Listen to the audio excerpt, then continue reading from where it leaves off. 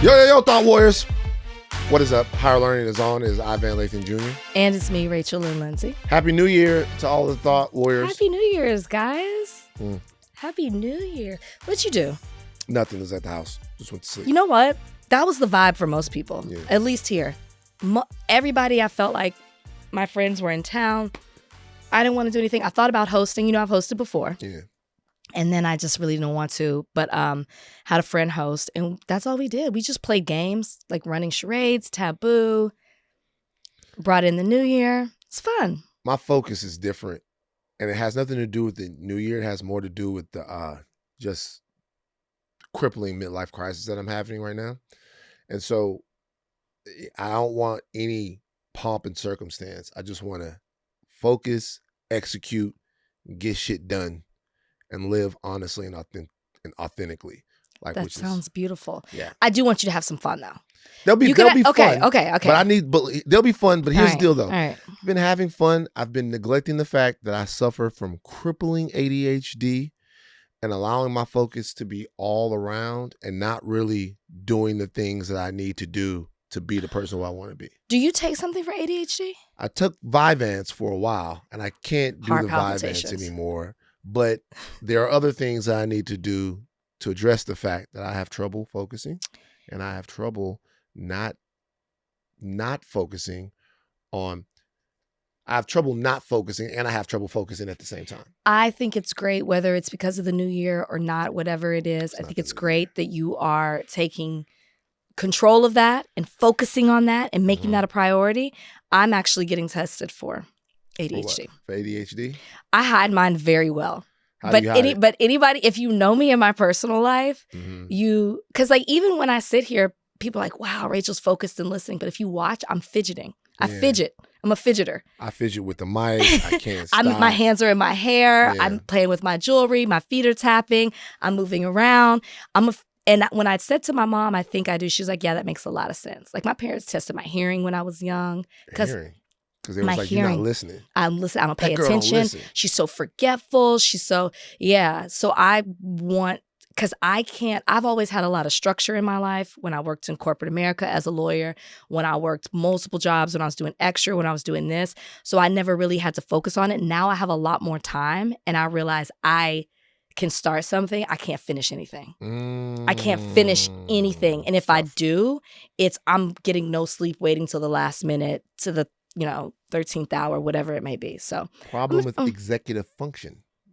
yeah, what is that? That is No, I know. that ADHD. No, yeah. I know. Yeah. I took a test online and I scored I very took a test online. I scored very high. So I just want to know if that's the case or if I'm just not responsible or an organized person. I don't know. Lots of stuff Look on at us. Lots of stuff on today's show. Obviously, we have to talk about Venezuela. We have Ryan Grimm from Drop Site News on later to talk with us about that. We're going to talk about case against Will Smith, crime in America, Tyler Perry lawsuits. We're going to talk about the back and forth between Adin Ross and our very own Glasses Malone. More interracial relationship stuff. Pastor Jamal Bryant. Just a light touch on the You brought it up. interracial. Just a light comment. Before we get to any of this stuff, I have to ask you a question. 2 dreams. Which dream do you guys want to hear about? Well, you have to. Is it 1 or 2? Is it A or B? Is it? So here's the thing. Donnie, I need you to weigh in on this too, because you don't have anything else going on. I mean, the Lions suck. So So does the Wolverines. This is their number 1 in the East, and the Wolverines basketball team. Oh, Donnie, please. We're still in football season. It's the basketball season. I don't know what y'all talking Shout out to the Texas Longhorns. Whoop that I'm ass. gonna be real with you. In the Cheez-It Bowl. Louisiana, they played good. And Arch came along. Louisiana football is in the dirt. So everything that you guys Is Lane your great white hope? Yeah, he's the great white hope. He's the great white hope. He's the great nepotism hope. He's the great hope of all. We got to get that together. But I'm throwing rocks at you guys. Louisiana football in the dirt. Saints in the dirt. LSU in the dirt. Everybody in the dirt. Tulane though. We got to go to give a fuck Texas, about Louisiana, LSU next year. Or Okay. this year. This year. I'm into it. I'm Yeah. into that. All right, 2 different dreams. Okay, so one dream. These are both dreams that I've had. My dreams are back. The incredibly realistic, I can't get away from them type dreams. 2 dreams. One super scary and existential. The other one, scary and existential, but also sort of funny. You want one dream, two dreams, or both dreams? Are they long? One of them is not long at all. I want the funny one first, and then we'll see where we go. It's not that funny, but it's kind of funny. So this dream was told in snapshots. I really want the thought warriors to help me, maybe give me some ideas on what these dreams mean. So the first dream was told in snapshots. Mm-hmm. And I was both in a movie and then talking about the movie at the same time. I'm experiencing the movie that I am in, mm-hmm. and I'm also talking to my father, who's in this dream, about the movie. Okay. The name of this movie was Niggers in the Ocean.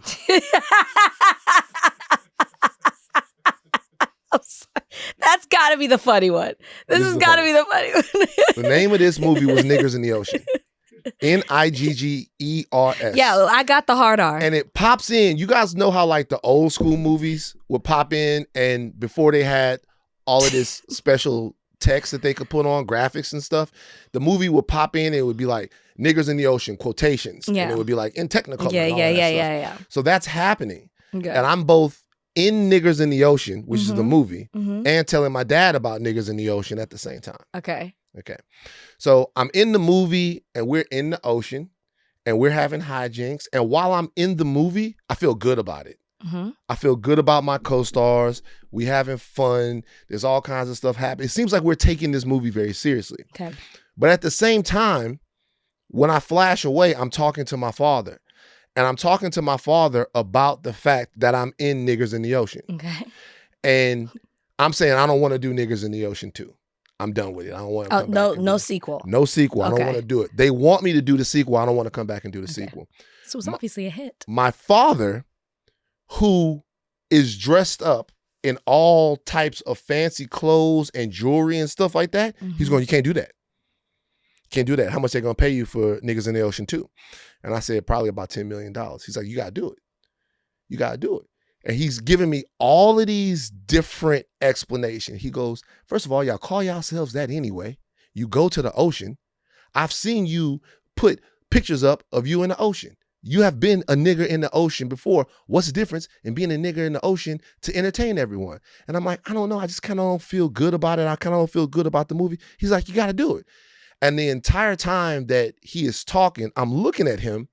This is the first time that my father has appeared in one of my dreams in a long time. I'm looking at him and I'm seeing that he wants me to do it because he benefits from it. Mm-hmm. And then I walk away from him and I catch him in the mirror. And when I catch him in the mirror, it's like that scene from It in the library. If you guys ever remember the first It in the library, the kids are in the library trying to figure out where Pennywise came from, and kind of blurred off screen in the back, the librarian, who is Pennywise, because everyone in Derry is Pennywise to some degree, is kind of like making a scary face. And I see something in the mirror, and my dad is doing that. He's like looking at me like, basically, this boy better do Niggers in the Ocean too. And so then I get back to, it flashes back to Niggers in the Ocean, and I tell the rest of my co-workers, my co-stars, I say, I'm not coming back to do the sequel. And they all go, okay, cool. And they pull out knives. And I start to run. And I wake up. Okay. Was Niggers in the Ocean a comedy, a drama, a scary movie? I need to know the genre. It seemed like there was the only part of the actual movie that I remember is there was a part where we kept running into waves and everybody kept laughing at each other. The wave was, but they were surviving. Over. We were surviving. Okay. But everybody was laughing at each other. Okay. And then it was like we were niggers in the ocean. The second dream is this. For some reason, I had a flight, but I missed the flight. That sounds normal. The second flight was on Sprint Airlines. Okay. It's the airline. And I look at the Sprint Airlines and I go, there's no such thing as Sprint Airlines. It's not a real airline. That's not a real fucking airline. It doesn't exist. And then somebody goes, hey, you ain't never heard of Sprint Airlines before? And then I see the Sprint sign on it. I see all of that stuff, Sprint colors and all that. Sprint Airlines. We fly Sprint. It's not that big of a deal. It's very nice. I fly Sprint all the time. I'm like, all right, well, I guess I'll get on the plane. I got to get back to where I'm going to. So when I get on the plane, The plane is legitimately a school bus. Okay. It's a school bus with wings. That's what it is. Magic school bus. It's a school bus with wings.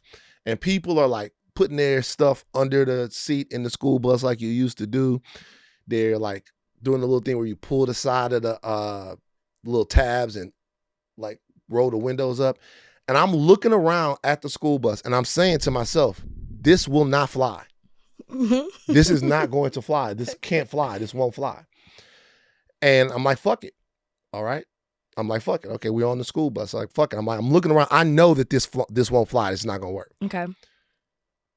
School bus plane takes off. These dreams happen in like consecutive nights. School bus plane pops up, goes off, takes off, should I say. And as soon as it takes off, it falls. Boom. Mm-hmm. Boom. It's on the ground. And I'm in the school bus and I don't know whether or not I've survived this or not. Okay. I have no idea whether or not I've survived this. I know that I'm talking and thinking, but I don't know if I've survived this. What's everybody else school doing? Bus flying out. They're just around. Okay. We're all on the bus and we kind of don't know what happened. There's a list of people who survived and didn't survive. Some of them are in yellow, some of them are in white, but we don't know if yellow means you survived or if white means you survived. Mm-hmm. Like we don't know which ones are going on, but we're still talking. Not really talking though, more like we're oriented to each other. Mm-hmm. We're still talking. And I'm like, you know what, fuck it. I'm just going to get off the bus. And when I go and open the bus and put my hand out there, there's nothing but darkness. That is terrifying. And when I tell you I woke up and I'm like, where's Bozeman? Like I woke up and I was like, where the fuck is Bozeman? And I sat there and Bozeman comes in. He's like, me and him are in simpatico. As soon as I feel that, I look around and he goes, oh, Dad's freaking out again. All right, let's go over there and see what's up. So I'm sitting there and I'm trying to think. My anxiety is through the roof and all of that. And then just, after a while you sit there for a second and something just goes, everything's okay. And then you get back to doing what you're doing. When you woke up, it was dark too. When I woke up, it was dark, but also that's scary. Also, I bailed out of the dream. There's something that happens in my dreams to where I am aware and I can just go, okay, no more, too scary. I bailed out of the dream. I woke up and went, shit. I can do that too. Yeah. And so a lot of these dreams, even with the dream it was interesting that my father showed up in that dream in that way because I was trying to talk to him and tell him that I didn't want to do this. Mm-hmm. And he was telling me over and over and over again, son, you need to do it. And everybody around you needs you to do it. And I just couldn't get away. In both dreams though, these dreams happened legitimately on Successive Night. I wrote them down. In both dreams, I was doing something that I knew I shouldn't have been doing. I got on the plane. There's something. I'm trying to figure out what my brain is trying to tell me. I wonder if there's something, because when you said the first dream, I was like, I wonder if somebody's trying to get you to do a project or something that you're not comfortable doing or you don't know if you should. And that's why you dream that. That's what I thought about the first one. Mm-hmm. And then the second one, I thought that too. Like, I was like, okay, I get that the common denominator, that he's doing something that he knows he's not supposed to be doing. But I wonder if you're feeling forced to do something in real life that you don't feel like you should do. That's what that made me think of. Could be. Now, look, the obvious, so if you guys have interpretations of these dreams, I'm sorry I make you guys sit through my dreams, but I don't know. I'm a big dream person. Dream person. I believe, I'm telling you, you and Willie are the only people I know that have dreams like this, that dream multiple nights. He flies in every single one of his dreams. Like very vivid, very detailed, funny. Like I kind of want to be a part of them. Like y'all have dreams like that. And I'm glad you write them down because I'm like, you should write those down. But dreams, I believe every dream is trying to tell you something. Yeah. I'm a big believer in that. I agree. The sort of big story of this weekend is Venezuela. We're going to talk with Ryan Grimm about that. Let's start somewhere else. Okay. Let's start with something that I've noticed, just like consuming news, that I feel like is being under discussed. And I wonder if you think that it's under discussed. crime is dropping in major American cities. It's dropping. It's a noticeable and real drop that's happening. And I'm wondering, I want everybody to chime in if you have questions about this, why the president isn't taking credit for this. Because it's been happening. Like, there have been, and I feel like we've touched on it, there have been articles maybe like every quarter, I feel like in 2025, talking about crime dropping. And then if you research it, even before that, crime has been dropping consistently post-pandemic. So he can't fully take credit for that, but it's not, now I guess I'm getting off a little bit. I don't think it's about crime dropping. It's about control. It's about the image. It's about what the Trump administration wants to portray, which is why I don't think he'll take credit for that, at least not until after maybe he's gone into these cities with the National Guard, or he said we're going to be tougher on crime. Then I feel like I can see him taking the statistics and saying, oh, this is because of us.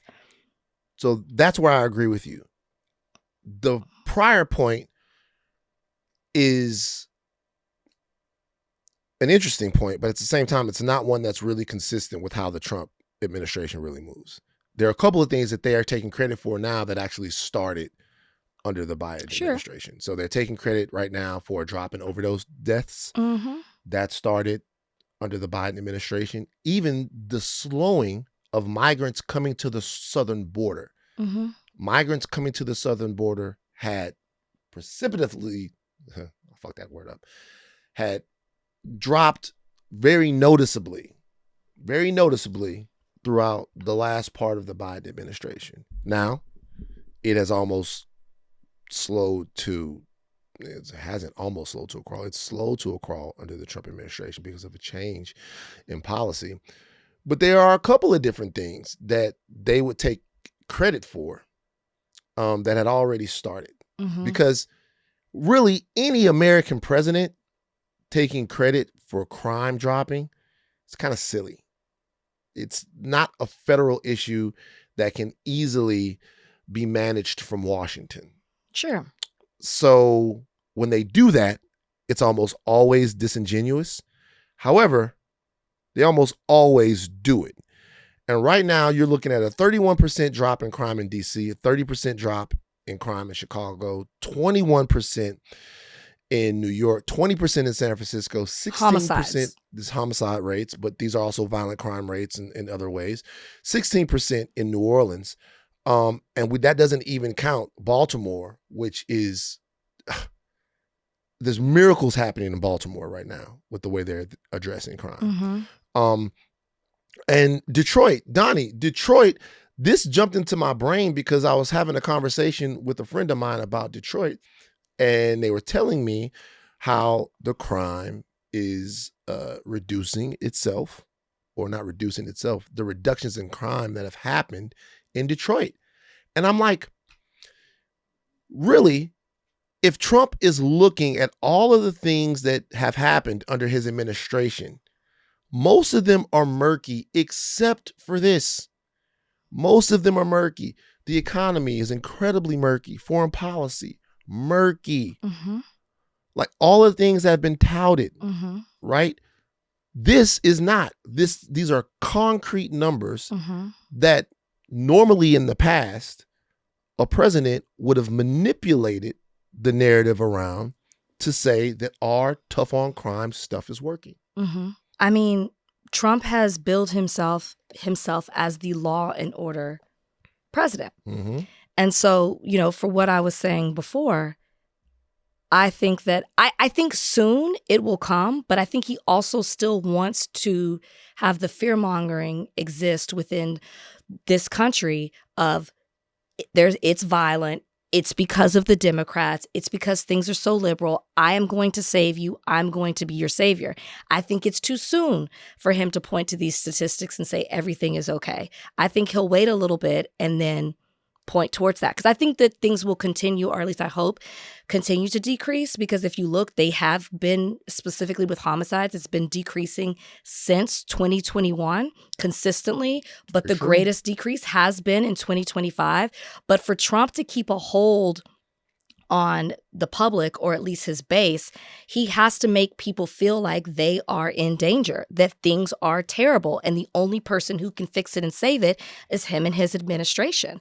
And I just think that it's more about the control than it is of showing that there has been progress. There are two reasons why I feel like he hasn't taken credit for it. One you just outlined is the second. That's the second reason.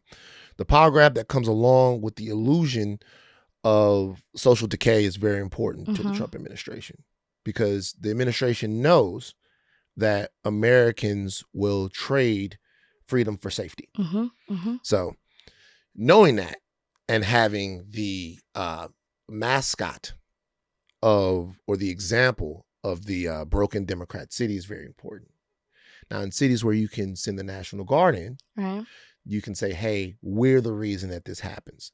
But any actual honest analysis of it will just cut against that, right? So that, the reasoning that you brought up is definitely very true, because these cities being in social decay allows President Trump to come along and further consolidate power and then tell people that the more you give to me, the better and easier your life will be from savages that are running these cities. But there's another reason, too, that I believe. Some of these mayors are Black. A lot of them are Black. Like in these cities that we're talking about, Muriel Bowser, Black. Chicago's Mayor Brandon Johnson, Black. Mom Donnie is mayor now, but before, Eric Adams, Black. Okay. Latoya Cantrell in New Orleans, Black. Brandon Scott, Black. Detroit, Mike Duggan is the mayor. Donnie, how do we feel about Mike Duggan? He's was. cool. He's not. He was the mayor. There's a new mayor there now. Sheffield. Yeah, we went to high school together. Oh, you went to high school with her? Small world. Oh, okay. Donnie, did you? She's a talented lady. To put it. I see your face. What? I was just noticed. Did you ever talk to her in high school? She's talented. She's very, very, very, very, very talented. Did you ever talk to her when you guys were in high school together? Yeah, just in passing. But I mean, we had a pretty big high school. We weren't like close like that. We were Donnie couldn't. associates. Donnie was scared of her. Don't do Donnie like that. Donnie wanted to talk to her. Don't do Donnie like that. Donnie? Nah, I bet Donnie was the man in high school. But a lot of these mayors are Black. They're Black. And, you know, part of Trumpism is the DEI orthodoxy of Black incompetence, right? So if you want to talk about Baltimore, then you'd have to have a conversation with Brandon Scott about some of the things that are happening in Baltimore. And what you'd have to do is give America the image of a young, enthusiastic, energetic Black leader. And that's not what that guy is supposed to be. Right. That guy is supposed to be either criminal or incompetent. Brandon Scott is not supposed to be that. Randall Woodfin is not supposed to be that. You know, like these people are not supposed to be examples of American success and addressing problems. They're supposed to be examples of American decay. Right. And so there's a lot of reasons why things that are actually going right in the country, the Republicans, particularly the MAGA wing of the Republicans, have set themselves up to where they can't embrace those things. Right. That's a really good point. No, it's so true, because, you know, we're not supposed to care about crime. We're the people who are inciting crime. So how on earth, the numbers don't add up. They don't make sense. I wouldn't be shocked if he starts saying the numbers aren't true. Just flat out starts lying about it. I mean, we've seen it go the other way, right? You've seen politicians, maybe not the president themselves, but inflate numbers to make crime seem a certain way in a city that it's not. You've had politicians get in trouble for that in the past. I wouldn't be shocked if he's like, these numbers aren't true. Very similar to what he did about the job reports, in order to fit the narrative that he wants out there. They do say that. Yeah. They have said consistently that crime being down when Biden was president, or crime being down at any point, that these numbers in some way are being manipulated by FBI statisticians. I'll tell you this. One reason why crime is down is because of the spike that happened during COVID. We have to be honest about that, because prior to COVID, remember we had Cerise Castle on the show, and I said, hey, crime is, and she's like, no, Van, I want you to know that crime was experiencing historic lows in the 2010s and kept falling. But there are a lot of things that have lent themselves to crime being down right now. Number one, a lot of the guns that people went out and bought impulsively during COVID, those guns are kind of coming out of circulation. That whole thing is sort of baselining itself. But also, I just got to say this. If you take Baltimore, I know some of you out there are thinking that there's some type of militaristic police action in these cities that's leading to a reduction in crime. No. If you take Baltimore as an example, you have focused deterrence, group violence reduction right there. You have a shift from mass arrests to clearance rates. So you actually have, under Brandon Scott, as the mayor there, police who are focused on actually focus on the crimes and clearing the crimes rather than making more arrests, right? You have obviously the mayoral leadership, the legitimacy of the police, targeted gun enforcement, and then intentional violence and harm reduction programs. I want people to think about how crime becomes cyclical and endemic to a community. What happens is something happens to somebody else, and then they go, the only way for me to feel whole is for that same thing to happen to somebody else that I think is responsible for it. Well, when people intervene, when they talk, when a community talks, when a community puts its arms around itself and goes, how can we solve these problems? When they give young men and women outlets for how they're feeling other than retribution, other than violence, it works.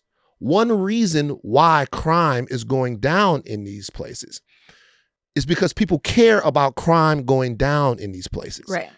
And I know that seems like really simplistic, but if you look at the complex and multifaceted plan that's been executed in Baltimore, if you look at it along with nationwide spikes in crime that we're seeing, nationwide decreases in crime that we're seeing post-COVID, but if you look at all the things that they are doing, they're addressing the problem, and they're addressing the problem with voices intracommunally that understand the hangups, they understand the history, they understand the realities of the communities that they're dealing with, and that helps.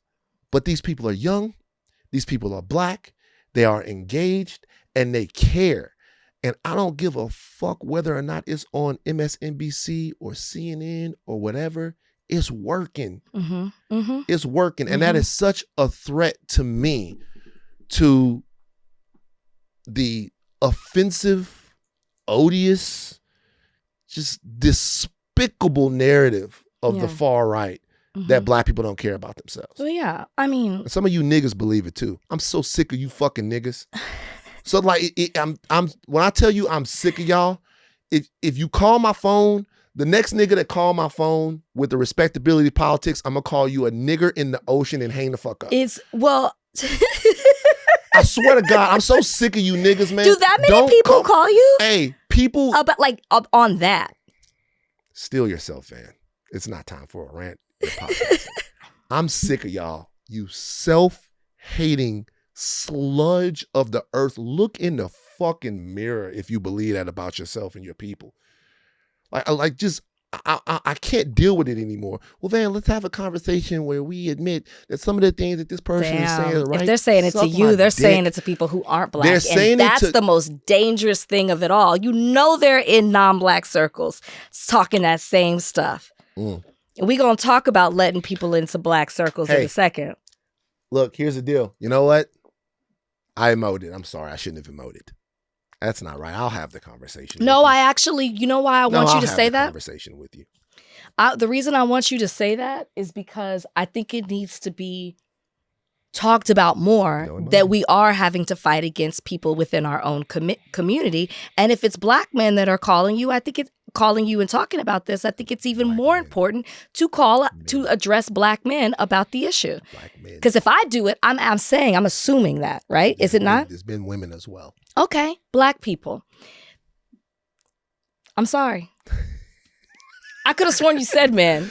I said niggas, which is... Well, I guess, and I assumed that was men. Nah, you're but right. We should be calling them out. We should be talking about it because it's dangerous. And people need to understand that we have to combat it within our own community as well. I talked to Doechii McKelson about this. Doechie's not on that, is he? No, hell no. Okay, I was like, I just want to be clear. Your transition was, I talked to Doechii and then you were talking about that. And I for people who aren't as familiar with Doechii, I'm like, let's just make sure that we... So I talked to Doechii because because once again, we too often allow a mainstream narrative to dictate how we feel about people. So all the people that were involved in a lot of the activities and the organizing that happened in the 2010s, there's sometimes not a lot of, how can I put it? There can be animus and a lot between a lot of these people. Yeah, the groups, people? The people, there's some animus sometimes. Why? Now, I'm not speaking on their movements, and I wasn't around when all of this stuff was kind of created. And the group of people that I know, I think they're all brilliant, they're all beautiful, and they all have different functions. But there was stuff that happened, and there were things that went on, and not with all of them. But sometimes you'll hear, I don't fuck with this person, I don't fuck with that person, I don't fuck with this person, I don't fuck with that person. Now, there are people that were around then that pretty much everybody doesn't fuck with. Wow. And that is what it is. The only reason why I'm saying what I'm saying right now is because sometimes when I say a name like Doechii, or I say other names that are involved in those movements, people go, oh my God, I remember them, like whatever. There are people right now, I'm telling you guys, right now, that are working every single day trying to figure out the problems that persist in communities. Mm-hmm. And they give me information. We talk. Sometimes we're on the same page. Sometimes we're on different pages, and we have to write a new book. Right? But these are people that I know every single day when I'm at the gym boxing. They're somewhere figuring out how to explain to people how their voting rights are under attack. Mm-hmm. They're telling me about Social Security. They're telling me about the health system in this country, healthcare, all of that. So, if you let the New York Post tell you who your heroes are and who the people that are fighting for you are, you won't have none left besides these rapping motherfuckers. So I just want y'all to remember that and maybe, loosen up and get off people's backs a little bit. But I asked him about this, and like he told me about how we have to make sure that when we have this conversation, we put the policing that goes on in these cities in the proper framework. Because one thing that the right will do when they decide that this is going to be an issue that they're going to run on, which they probably will end up doing in the midterms, right? Well, they need something. They'll come and they'll say, well, we've added police in all of these cities. And the policing has gone through the roof. And if there's more police, there are going to be drops in crime. And the reason why I keep asking Brandon Scott to come on the podcast, and Brandon Scott keeps reading the messages and not responding. He did respond to one. Shout out to Brandon Scott. But it's because we need to have a holistic, multifaceted conversation about violence and harm reduction in these cities and how it's happening. It's interesting that you say that about the policing, because I was reading an article that said that murders at the hands of police, or killings at the hands of police, I should say, is up in LA. Oh, wow. So more policing isn't always, I'm not saying that they equate, but doesn't necessarily mean that that's always the answer. So that's another way to look at it as well. So, another one we can do real quick before we get into Ryan Grimm at 11. I wonder what you think about the Jamal Bryant thing. No. I want to know what you think about the Jamal Bryant thing. I want you to go on this one first. Oh, wow. Oh, daddy. So if you guys don't know, Jamal Bryant, who's a pastor, what's the name of his church? The Jamal Bryant Church? Pretty much. He is married to a woman named Dr. Carrie Turner. Is it Carrie or Card? Carrie Turner Bryant. And I'll say two things about Jamal Bryant. Number one, I have a lot of respect for him. He has done great work in the community. I have a lot of respect for Jamal Bryant. Jamal Bryant is, to me, the example of what the Black church should be doing in terms of motivating people to be politically and civically engaged. Okay? So on that front, that's kind of what I'm talking about with Jamal Bryant. Now, I understand that prior to Jamal Bryant in the past has, what are you looking at? Like there was some preacher man stuff that went on in the past, and it played out on a reality show. It did not play out on the reality show like that. I've just became aware of Jamal Bryant from my 10 years of watching Real Housewives of Potomac. I learned about who he was 10 years ago because he used to be married to Giselle Bryant. Giselle Bryant. Shout out to Giselle. Giselle Bryant, a lovely woman. Love Giselle Bryant. I love her too. Love Giselle Bryant. So Jamal Bryant and his wife went to a fundraiser. It was a UNICEF Atlanta Mayor's Masked Ball. You know, so UNICEF, United Negro College Fund, they're going to, hold on. I'm confusing. UNICEF is not the United Negro College Fund. It's something different. UNICEF is something different. UNICEF is like a worldwide sort of fund. It's like United Nations. United Nations. UNICEF is not the United Negro College Fund. United Negro College Fund is UNCF. Somebody has UNICEF. Is that not what this is? It says UNCF. But United Negro College But Fund. UNICEF is something different. UNICEF is the kids. Because it's got an E in it. Well, there was remember the Ethiopian kids from the 80s? I wonder how they doing. Remember we used to see them?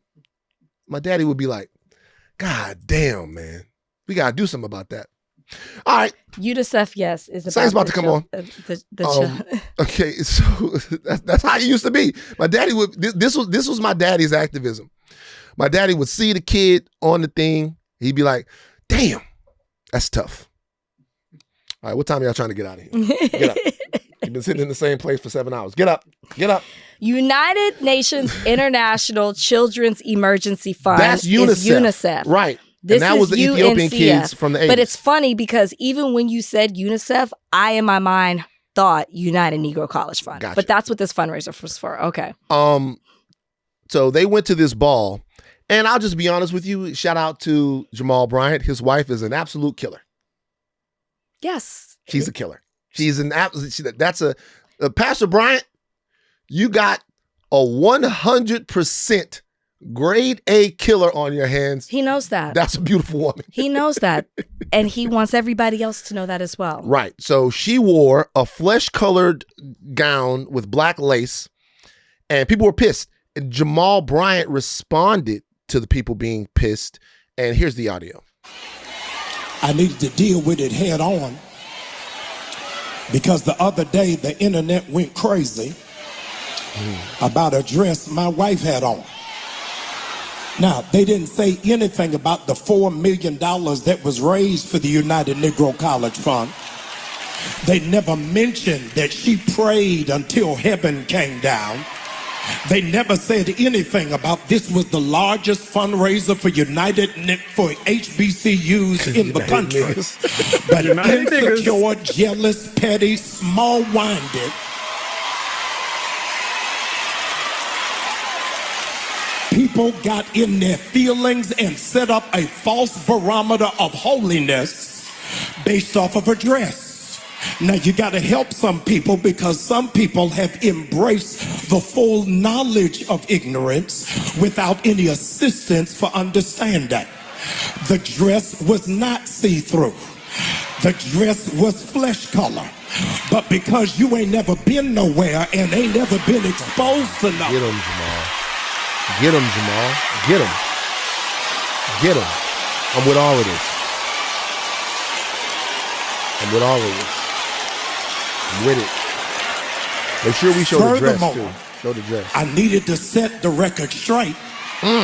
Y'all don't like this. I need to set the record straight. Make it plain, brother. I bought the dress. Oh, now. Come on, brother. And I like it. Set them on fire, brother. Huh? I don't care whether you like it or not. She ain't mad to y'all. She mad to me. That's what mad to me. That's what the fuck I'm talking about. Not the organ music. Man, Not he giving the that organ good word. music. He giving that good word. I actually, you know what?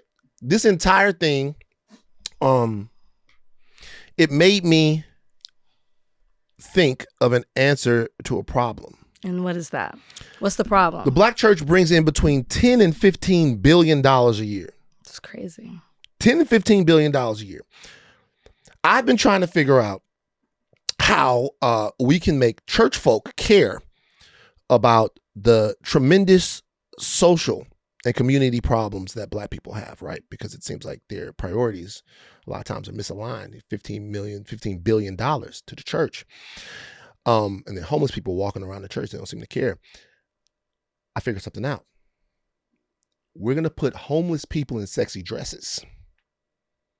We're going to make them dress inappropriately. We're going to put all the people in need, the homeless people, the single mothers, the young wayward men that need a place. We're going to put them in sexy and revealing clothes. And the decency of these church folk will be so injured that they will say, what are these people doing? They need Jesus in their lives. Okay. They don't have homes. They don't have guidance. The $15 billion we gave to the church didn't go to them. They need Jesus in their lives because we can see their butt cheeks. We can see their tits. Okay. We can see their bulges. Is that what you think you saw when you saw her in that dress? That's not what I'm saying at all. What I'm saying is that that's what they saw. And since they saw that, they became on fire.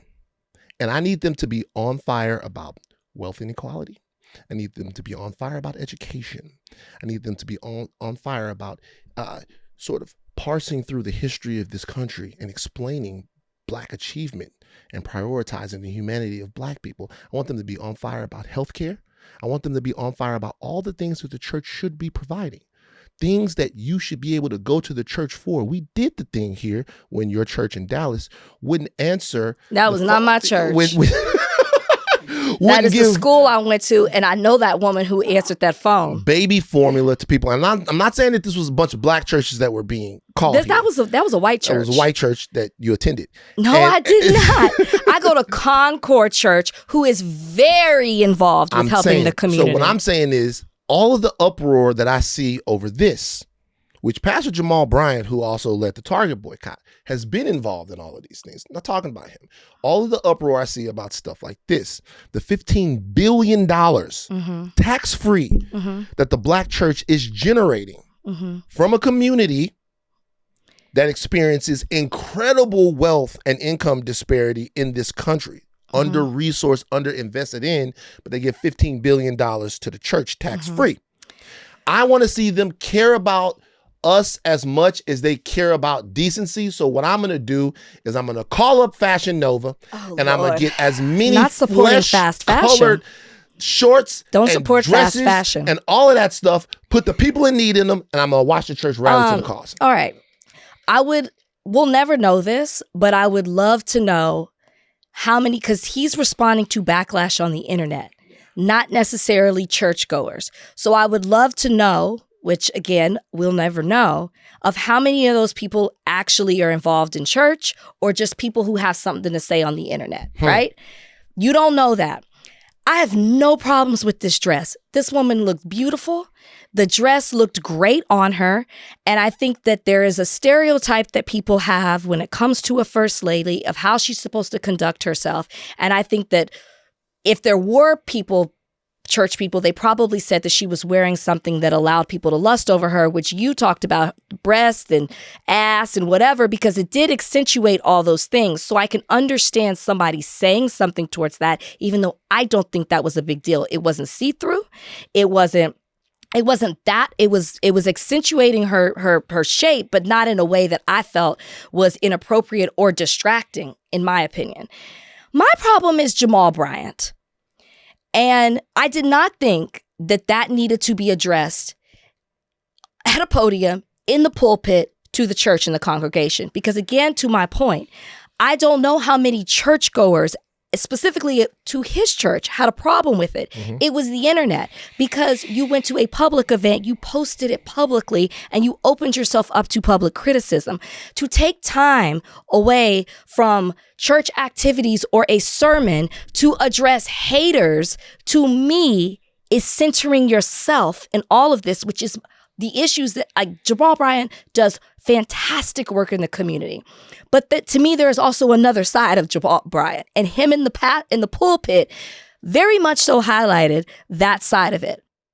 To his own admission, part of the reason that his first marriage broke down is not just because of his infidelity. It was the way that he handled it, and that he centered himself in narcissism. And these are his words. And I see that creep out in the way that he addressed the church this way, and how he addressed it. You should take up for your wife, and you should uplift your wife and have her back. And I love that. But you ain't got to put people down to do it. The line where he says, y'all said this because y'all don't know nothing about that. Y'all don't know any better. Like, because y'all have never experienced this kinds of thing. How dare you say that to your congregation? How dare you put yourself up and them down? And the reason that they had a problem with it is because they haven't experienced this kind of lifestyle. This is what I'm talking about with Jamal Bryant. But I will say, I am so happy that his focus and his attention is at home and not outside of it like it used to be. Okay. I'm not making any personal judgments about people. I'm using his own. For me to do that. How am I making a personal judgment other than using his own words? But listen. But I'll say two things to that. Number one, the dynamic of the black preacher man feeling like he is better than his congregation is necessary for the black church to function. They all do it, no matter what. And I do not agree with that. They can't help but do it. They legitimately, to me, can't help but do it. There's no way to do it other than that. Because this is what I would say. If that's not the dynamic, then why would a bunch of people who don't have your means and don't have your wealth, how could you guilt and shame them into giving more money to them, to yourself? Okay, there's a lot of generalizing going there. I'm not saying that is not true in a lot of black churches, but to say that a pastor is up there guilting somebody to give, like I grew up in church my whole life. I've experienced multiple churches, and I haven't necessarily always seen somebody, if ever, not a church that I was a member of, tell somebody give no matter what, like give what you can give something. And it's also a generalization to assume that that the pastor is more wealthy than everybody in the church. So if you're a mega church pastor, that's definitely true. Almost always. Not at Concord. Concord is a mega church pastor, and there's some very rich people in that congregation. Very rich people. I'm telling you that the majority of these people who go to these churches, well, first of all, let's just be real. The pastor of a church that's a leadership position. Mm-hmm. So it's an aspirational position. Mm-hmm. So a lot of times when I hear these guys talk, the best ones don't do it. The best ones that I hear always make themselves one of the many. Yeah. In terms of being a servant of God. Mm-hmm. One of the many. Let me tell you about my life, and let me tell you about, for as much as people hate on Joel Osteen, and there's reasons to hate on Joel Osteen gave a message or a sermon one time, and the sermon was about being unsure of things. And he was talking about a basketball game that he taped and all of that stuff, and he related it back to just a great talker. He's a great talker. Great teacher. So when you're looking at him, he makes you feel as if you are one of him, right? Mm-hmm. But he's doing it from where the Rockets used to play, mm-hmm. right? So his church is where the Rockets used to play. Mm-hmm. So he is getting a lot of money, right? Did not open in that church when people need it. He is getting a lot of money. He is driving mm-hmm. something beautiful. He is living in a beautiful house. He is not one of you. Yes. He is the leader of your church. You are looking like that. Yes. Right? And to me, when these guys make decisions about who should be talking, there's a guy named Ted Haggard. Ted Haggard was a gentleman who had a same-sex relationship with one of his congregation members, 2 fantastic documentaries made about Ted Haggard back in the day of of HBO, and he was stripped of all of his leadership and ousted from the church intelligentsia. Mm-hmm. And a bunch of guys got together and decided that Ted Haggard was no longer worthy of being a part of the church national deacon board or any of that stuff because he had erred too severely. And they decide that. They decide who gives the word of God. They decide who is worthy. They decide all of these things. They are in positions where they get to tell you how you should live. They get to tell you how you should act. They get to tell you how much money you should give to them. They get to tell you. So when one of them thinks, you ain't been where I've been, you not what I am, to me, that's natural. Like that's natural to me. Second thing I'll say, I would never attend that church. Like the second thing I'll say is this. You ain't about to shit on me from the pulpit. If you are up there and you listening to shit about your wife, I guess what I would say is, I understand what you're saying, and I understand how he delivered the message, but like, when's the right time and the right way to defend your wife? He didn't have to say, he could have done a post on social media. Mm-hmm. To me, he attacked his congregation for a moment. I don't disagree with that, by the way, just to let you know. Yeah. I think that was improper. But to me, I'm not saying. My thing is, that's how these motherfuckers act to me. But there is we both grew up in it. I am not denying that what you're saying does not exist and is not prevalent within the Black church. But I'm not going to sit here and say, because I would never attend a church. I'm very serious. I would never attend this church, mm-hmm. and I would never attend a church where that's the kind of message that's being delivered to me. That's just not my thing personally. Right. I don't want to feel a certain way when I go to church. I want to learn. I want to be better. I want it to be the morals, the values, all of that. But I'm not going to generalize that in order to have a successful Black church or to be a successful pastor, that is the type of personality that you have to have. From Texas, I've been to several mega churches. I've been to mega churches that are like this, mm-hmm. and I've been to mega churches that aren't.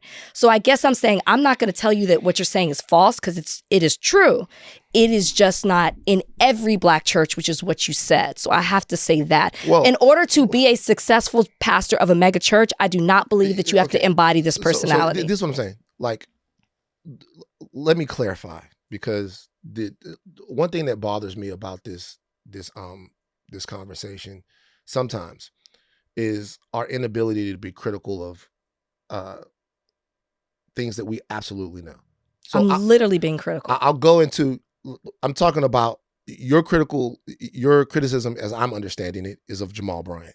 No, I said that personality is very prevalent in Black churches. Right. So then we don't need to couch it with, it's not all Black churches. This is what I'm saying. I was raised, my great grandfather was a guy named Quinn Ellis. And he had about 10 churches. He had about 10 churches that he pastored. That's QT Ellis. Wild. It's my great grandfather. QT Ellis. You go to churches in Baton Rouge and you see Reverend QT Ellis who's going on.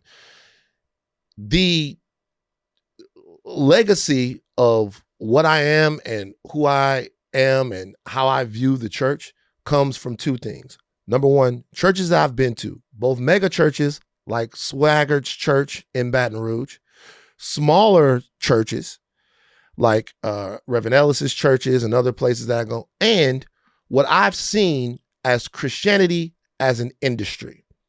It is. Jamal Bryant saying what he said up there is wrong.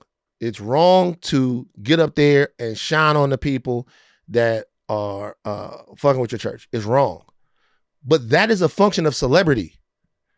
Like, that's a function of celebrity. I agree. That's a function of power. That's a function of someone who is in a position that would be criticized in this way. Mm-hmm. A lot of people would not be criticized in this way. He's being criticized in this way because of a lot of values that the church people have, mm-hmm. because of what they think he should be doing. Mm-hmm. That type of celebrity and power is insulating.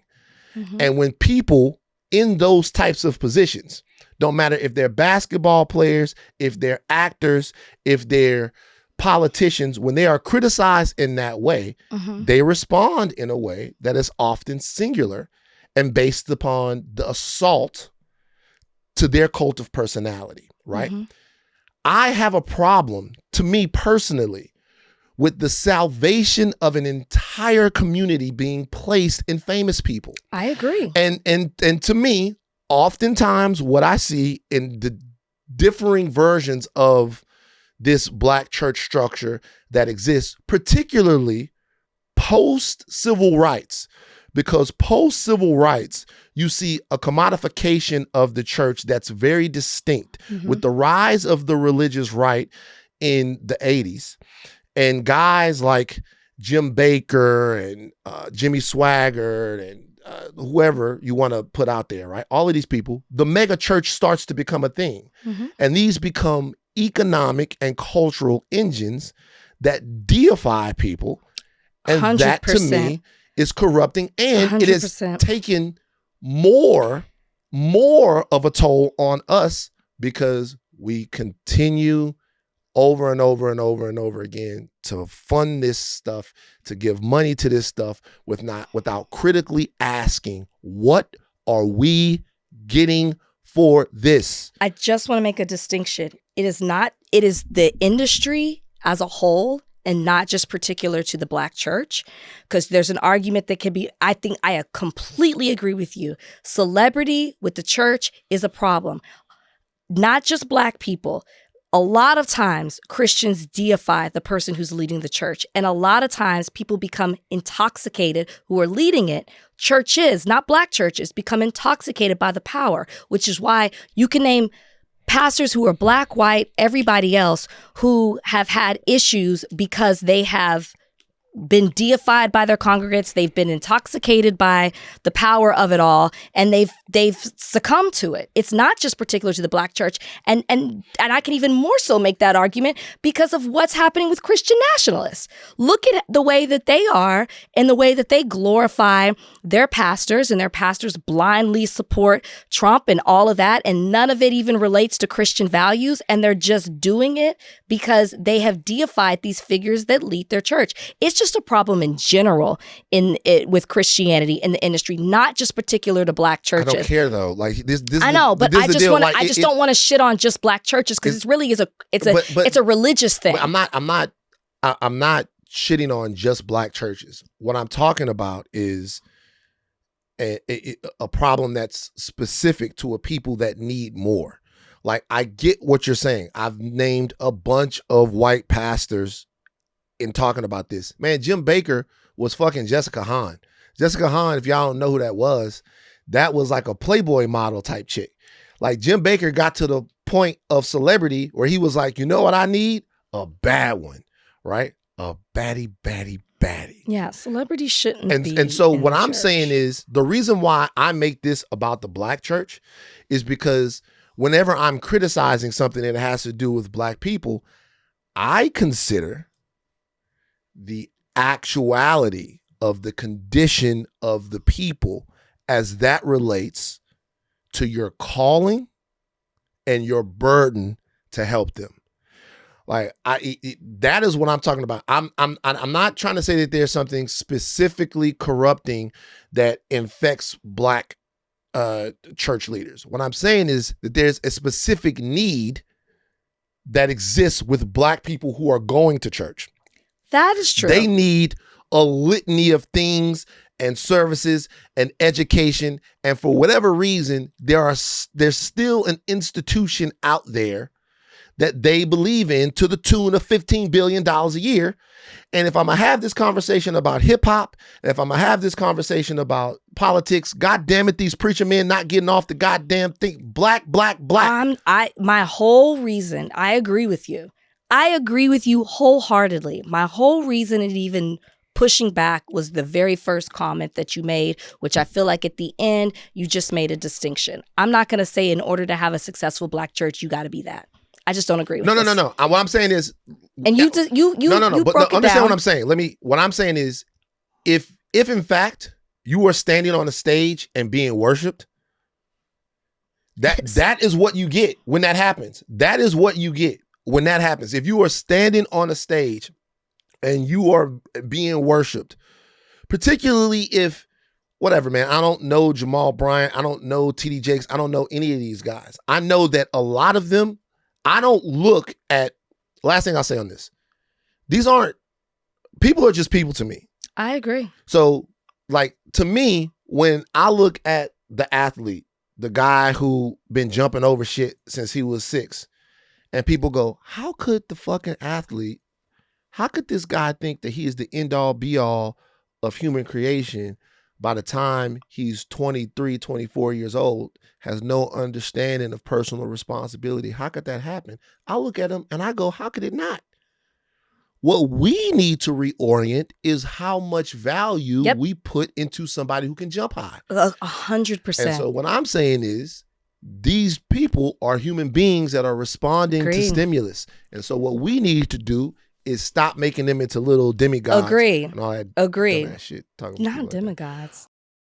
Ryan Grimm from Dropsite News is joining us right now. Look, Dropsite News, to me, the most ambitious, courageous news agency out there right now. They cover it all. They talk about it all. Ryan, he says this even when you're not here. It's true. He's not even just doing this for you. He is such a fan. Yeah. It's good stuff. It's good stuff. Yeah. We're going to talk about the action that the United States took in Venezuela. And our goal in this conversation is for our audience to not understand what happened, which I'm sure our audience knows what happened, but why it happened, like what led up to this. So Ryan, I'm gonna give you 3 things right now to start. We appreciate you joining us. And I want you to put them in order as to why Maduro was essentially kidnapped from Venezuela. The 3 things are China, oil, and U.S. regional hegemony in Latin America via the destruction of left-wing political power. If you're going to rate those 3 things, which ones would you say in order of the reason that this happened? That's a really good question. That's a good way of putting it. The last one that you said about crushing kind of left-wing revolutionary movements in Latin America, in our hemisphere, it's related to the other 2, obviously. But I would put that one at the top, and I would even kind of tighten it to say Marco Rubio.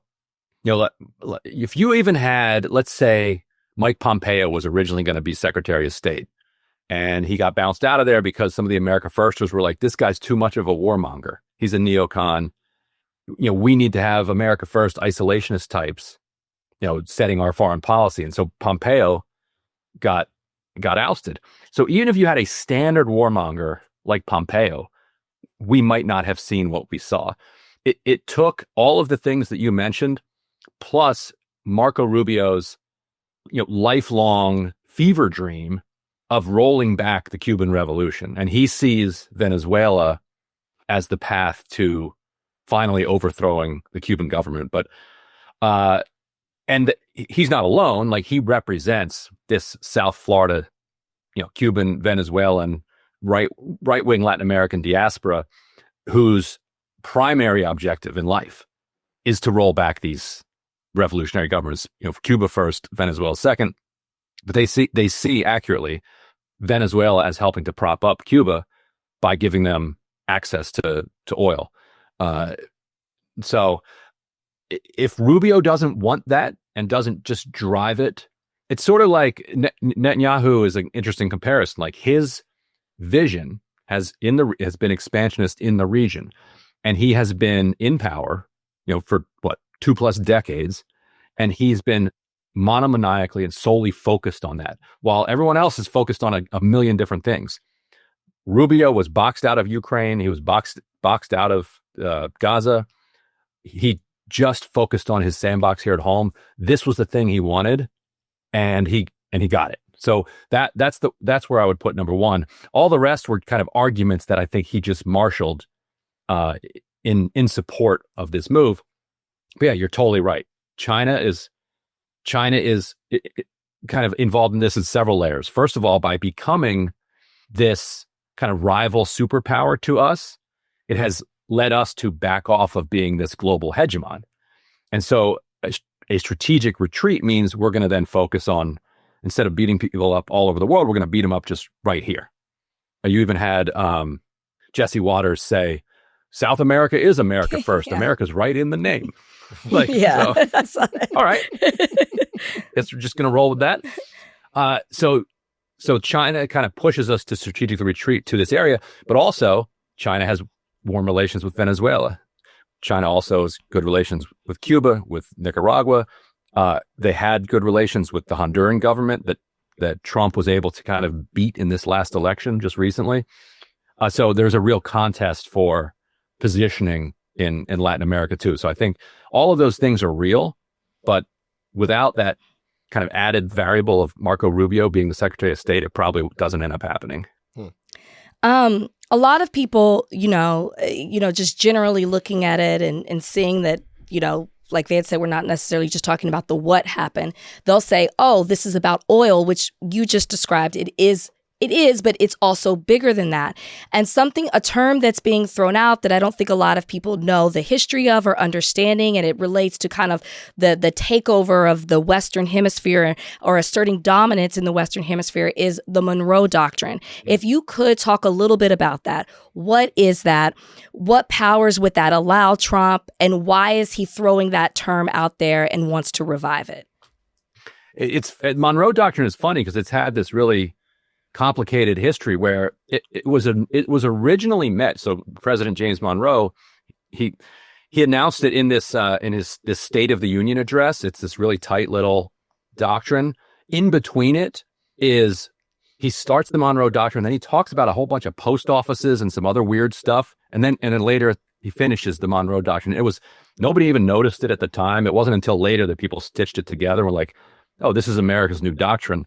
And people in Latin America loved it because they were fighting for their freedom against Europeans, just like the U.S. had won its freedom from the British. So they're like, oh, this is the U.S. standing in solidarity with other revolutionary movements and moments. It became clear pretty quickly that that's not exactly what the U.S. meant. U.S. meant, okay, Europe's not messing around down here, but we very much are. And so that is the interpretation that Trump is using here, which is that he's basically saying kind of what Jesse Waters said.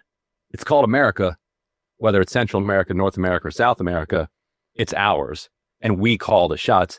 No president has ever been as explicit as he is right now, saying, we run this. Like all of our coups, like we only learned that they're U.S.-backed coups, months later or years later or decades later.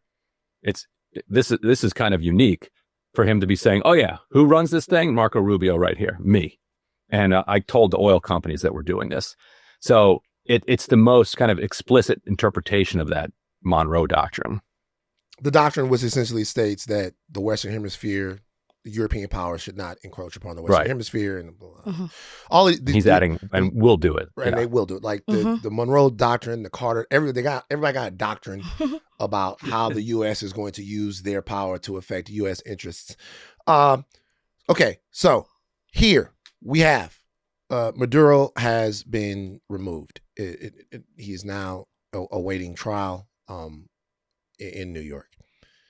The Trump administration has said that they are going to run Venezuela. However, the Maduro regime remains. Delcy Rodriguez, his vice president, has seemingly taken control. When I say seemingly, I mean by the laws of Venezuela, she has taken control and been sworn in.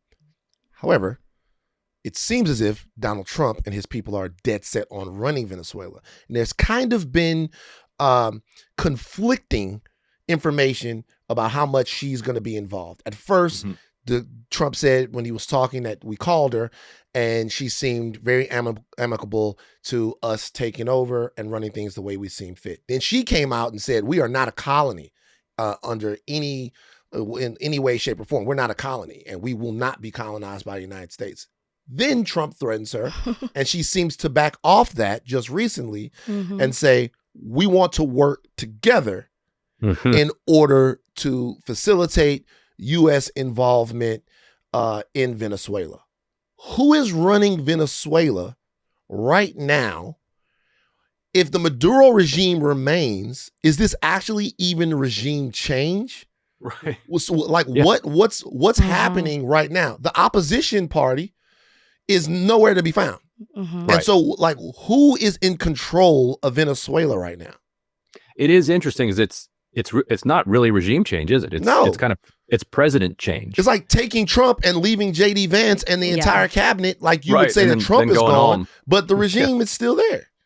Right. Now you've got the sword hanging over their head. Of course. The entire time.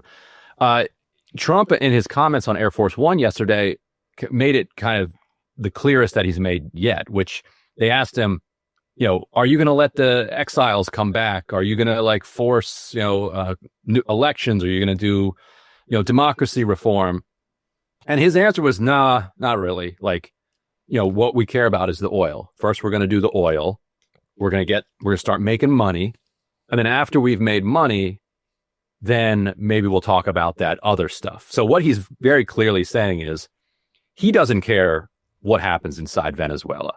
Rubio does. Like, Rubio's whole thing is he wants the right-wing kind of South Florida folks to come back in and run Venezuela.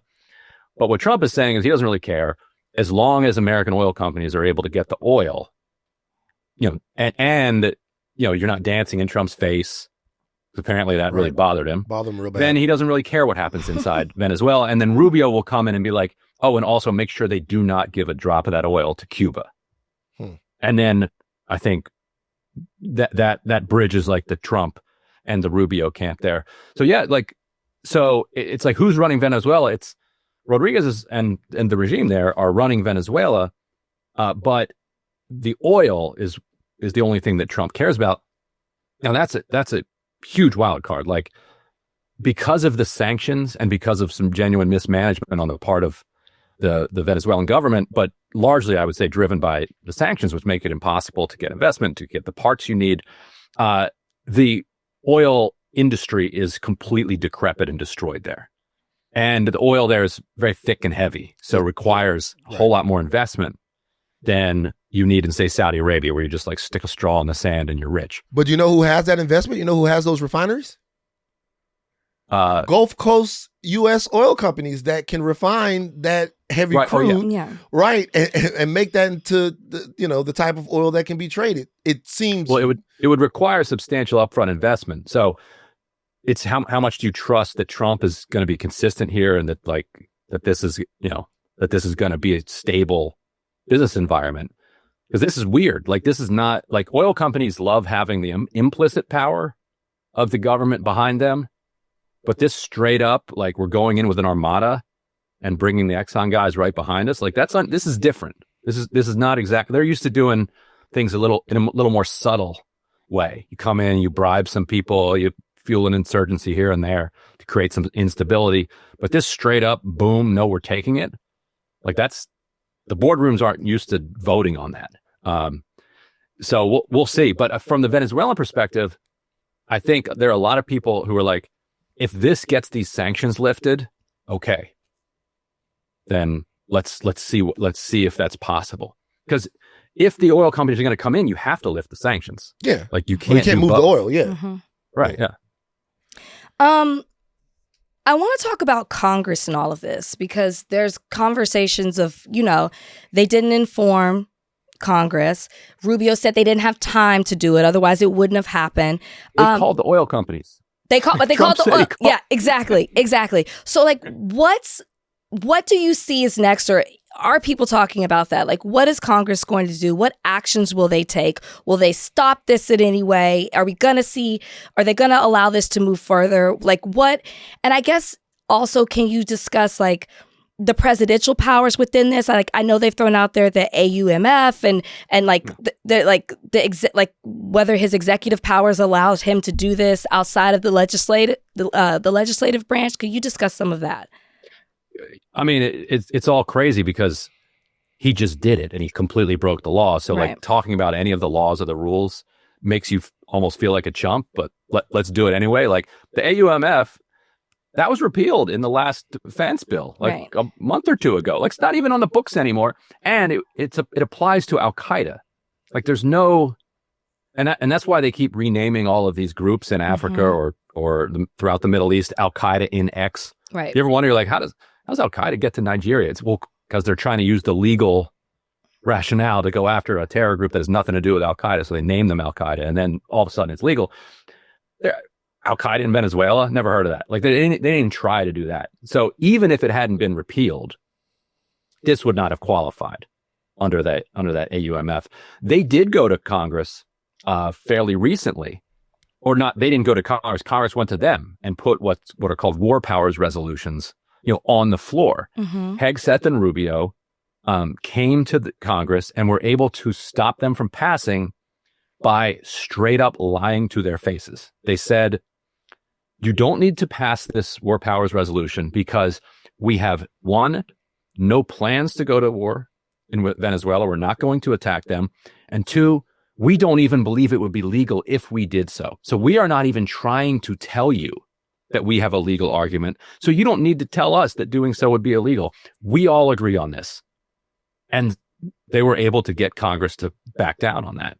And they knew at that time that they were doing this. They just straight up lied to their faces. Let's talk about Maduro for a second. Do you view, I should tell you why I'm asking. Since this has happened, two reactions have I've seen. The first reaction is from people who are trying to couch this, in any case, with Maduro's a bad guy. There are a lot of Venezuelans around the world, both in other countries in Latin America and, of course, here in the United States, that are going to be very happy that Maduro is gone because they are going to be able to go back to Venezuela, and the Venezuela economy is going to open up and all of that stuff. Democracy will be restored in Venezuela. So you've seen people try to dance the dance or walk the line of talking about what the international order means and how important that is, but also talking about the fact that someone who they believe to be a dictator has been removed from power. Now, obviously, we don't have to get into the United States' relationships with different dictators. We understand we pick the dictators that we like, and we give them even more power to crush the people in their country. So that is what it is. But do you believe, just to humor the people, do you believe Maduro to be a legitimate leader? Prior to this, there were elections in 2024 where independent people said that he clearly lost those elections and that the opposition party in Venezuela should have taken over. So when people say that Maduro is an illegitimate leader, that what they are doing down there is restoring democracy to Venezuela, does any of that stuff ring true to you? It's a really interesting question. And I think the 2024 elections had a lot of problems. Like I think you could credibly say that he lost those elections. I don't know that for sure. The reason that you can credibly say that, ironically, is that Hugo Chavez built arguably the most transparent electoral system in the world, so that every participant in the election at the precinct level can get access to like the real-time tallies. And so because of that, we have a significant amount of information from Election Day that showed the opposition beating Maduro. Now, the Maduro camp counters, they say, well, that was from opposition heavy areas. And once all the votes were counted from everywhere else, we actually won. But it's really dicey. But does that mean that he's illegitimate necessarily? I mean, steal an election, that would make you, on one level, illegitimate. On the other hand, does he have the support of a huge like social base in the country? Yes, absolutely. And some of my colleagues that have been reporting on this, either from Mexico City or from Venezuela, have noted the absolute lack of celebration. You would think, like, in the case where, take Iraq. In the case where somebody goes down, that's an opportunity to take to the streets and celebrate and then push it further. Say, okay, if you think that he was a total illegitimate tyrant, you take to the streets, he's gone, and you demand that new government come in. You wouldn't just sit back and say, oh, well, the tyrant is gone, but the tyrant's deputies are now in control, so that's cool. And to the extent that there have been protests, out in the streets of Caracas and elsewhere. They've been against what the U.S. did. So it's, to me, it's a kind of a complicated question.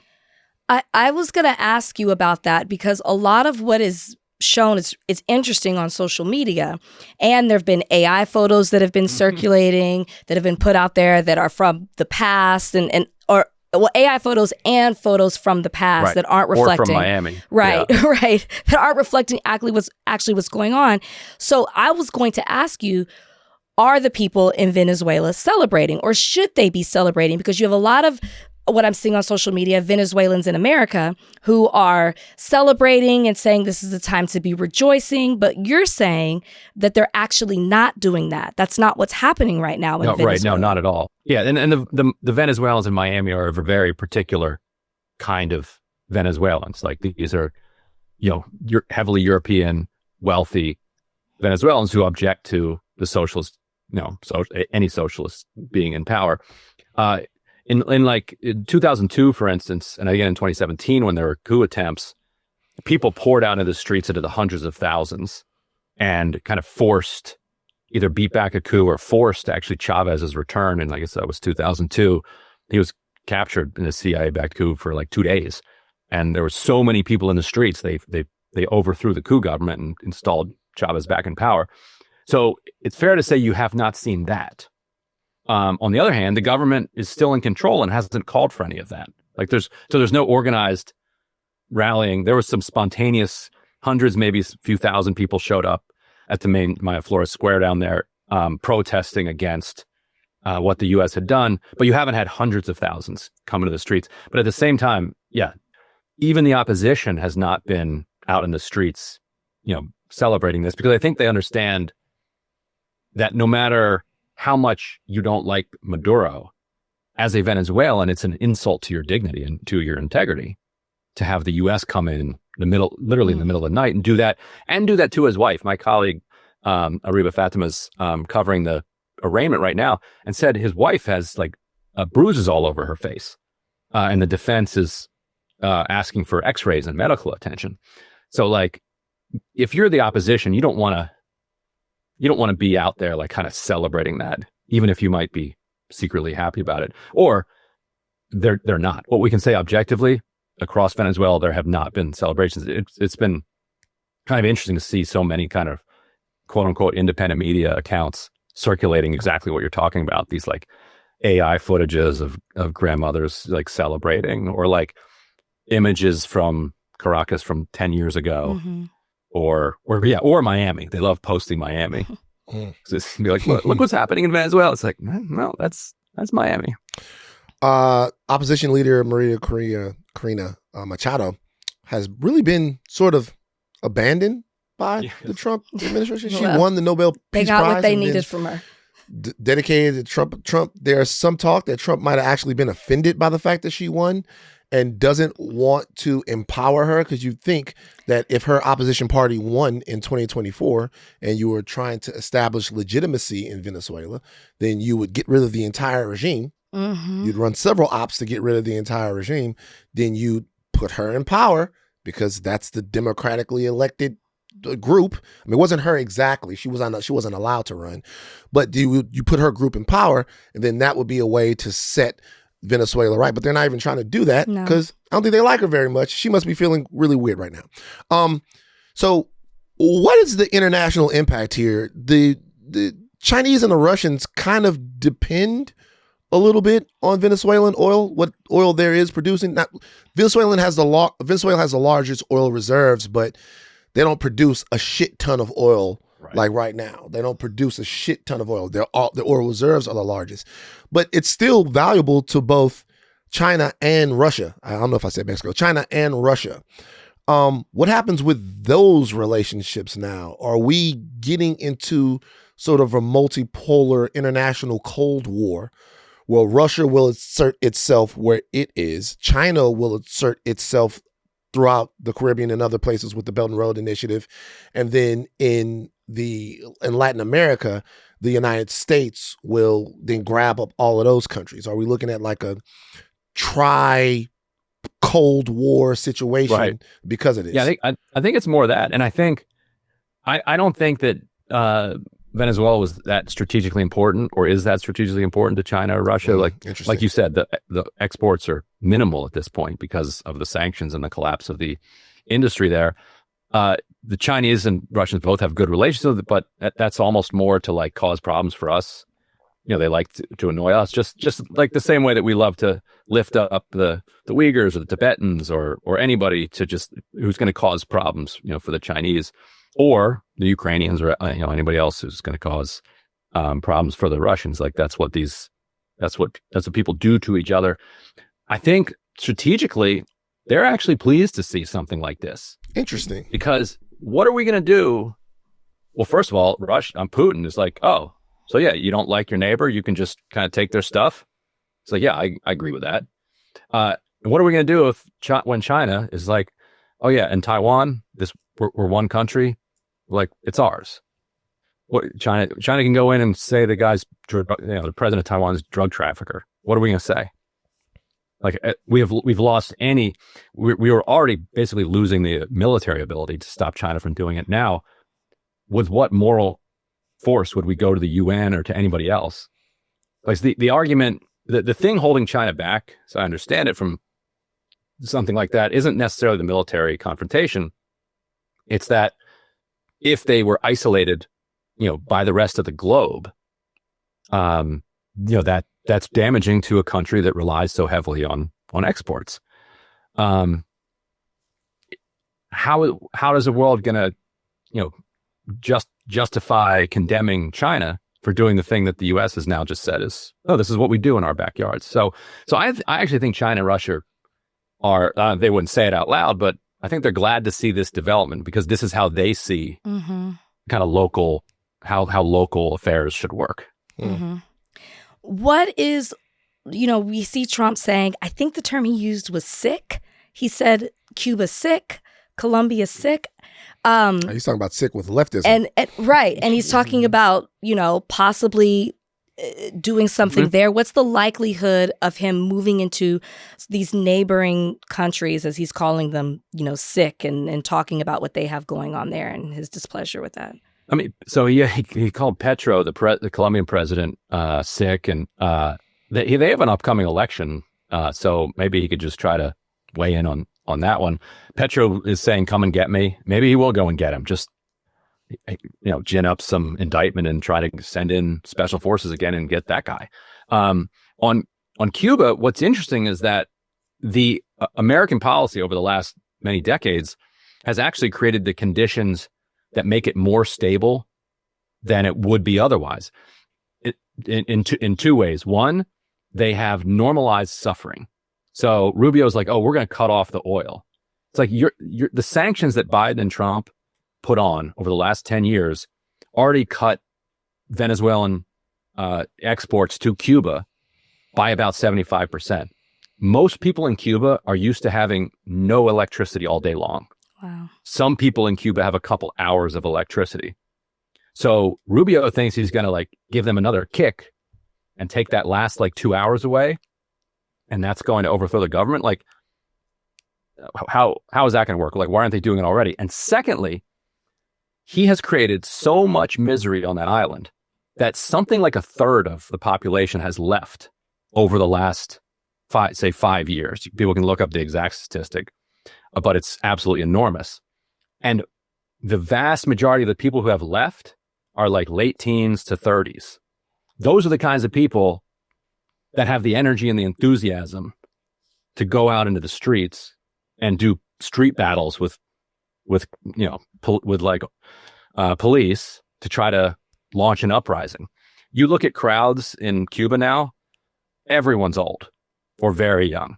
So Trump and Biden's policies have literally stripped away the people from the island that would lead an uprising and have made people so miserable that there is barely any added misery that you can pile on top of them.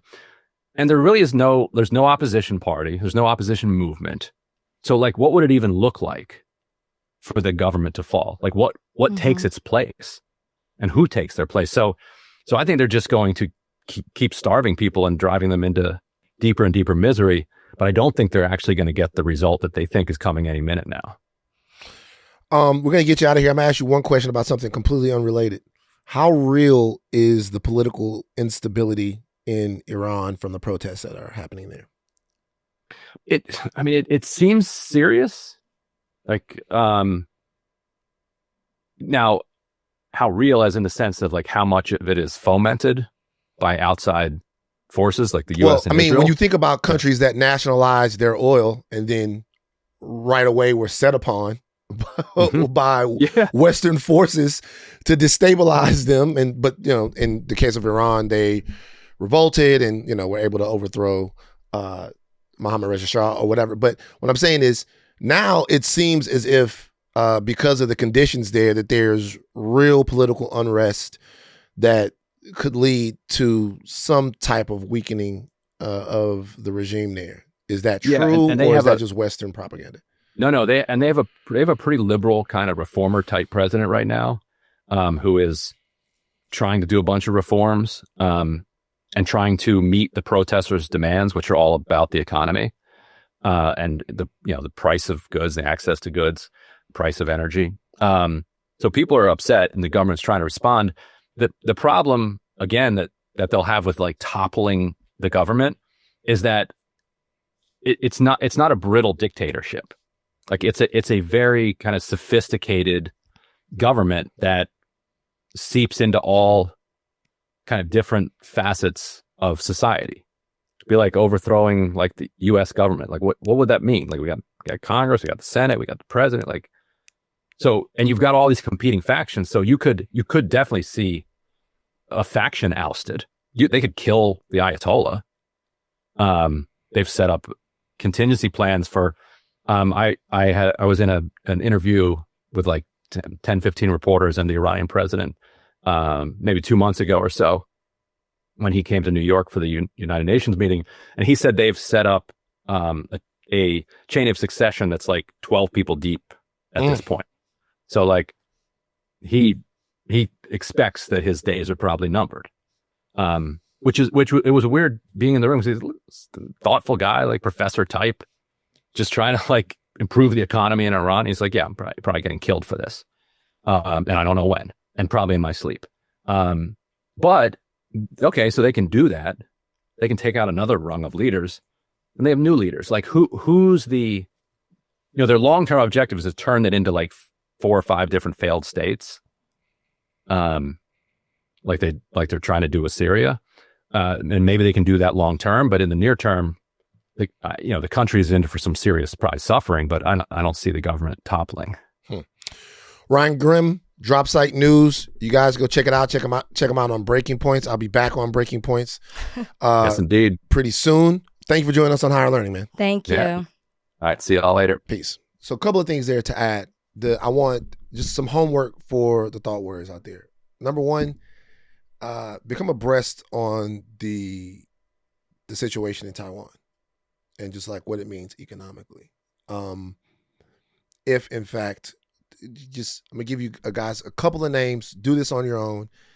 TSMC, we talked about that, one of the largest semiconductor manufacturers in the world, which produces a shit ton of semiconductors. Taiwan produces half of the world's semiconductors. It's an incredibly valuable island. Mm-hmm. There is both an economic, but also a cultural reason for China to go in there and take Taiwan over. Now, there's some talk that like if China was coming in, that TSMC and other places like that would immediately destroy themselves, and in destroying themselves, they would be far less valuable. That would be incredibly costly to the United States economically, and to a lot of different places world over when you talk about AI, because a lot of the fabs that TSMC has and other Taiwanese places have, like, they're proprietary. Like NVIDIA designs the chips, but to manufacture the chips, they have to be made there in a way, and they have proprietary technology that, even though they've opened up a couple of places around the world, it would severely hamper that industry. And it's very, very valuable. So you wonder if the United States would have to get involved. Secondly, that's a very hard invasion. That is a naval invasion. and there are only a couple of points on the island to invade, it would be incredibly bloody. Like there'd be shit tons of attrition. If the United States got involved, it would certainly be World War III because of the amount of damage that you'd have to do to Chinese troops. But it's a very interesting situation. You guys should get into it. The last thing I'll say is, this is going to sound really stupid. But a little more homework. I want you guys to do a little research on the differing types of oil. You heard Ryan hit on that. Okay. There's two types of oil, and this is actually an under-discussed component of the whole world oil thing. There's light oil, which is like shale oil. It's thin. It's easy to make gasoline from, and we produce a lot of that oil in the United States, like a shit ton of oil. During the shale boom of the 1990s and 2000s and 2010s, two technologies increased U.S. oil production. One is horizontal drilling, and the other one, of course, you guys know, is fracking. So we produce a shit ton of oil. However, the oil that we produce, although it's the easiest oil to refine, is not compatible with the refineries that we have, because the refineries that we have were built to refine the heavier oil, the oil that you get from Canada or from Venezuela. It's very impure. It's better for making diesel, but it requires a specific type of refinery to refine it. This all seems like bullshit or like it's in the weeds, but this is very important to know which countries are aligned in giving oil to the United States, why we produce so much oil, but we're still so dependent on foreign oil. It's because our refineries are built to set up one type of oil, which is the heavier oil, which is the oil that's in Venezuela.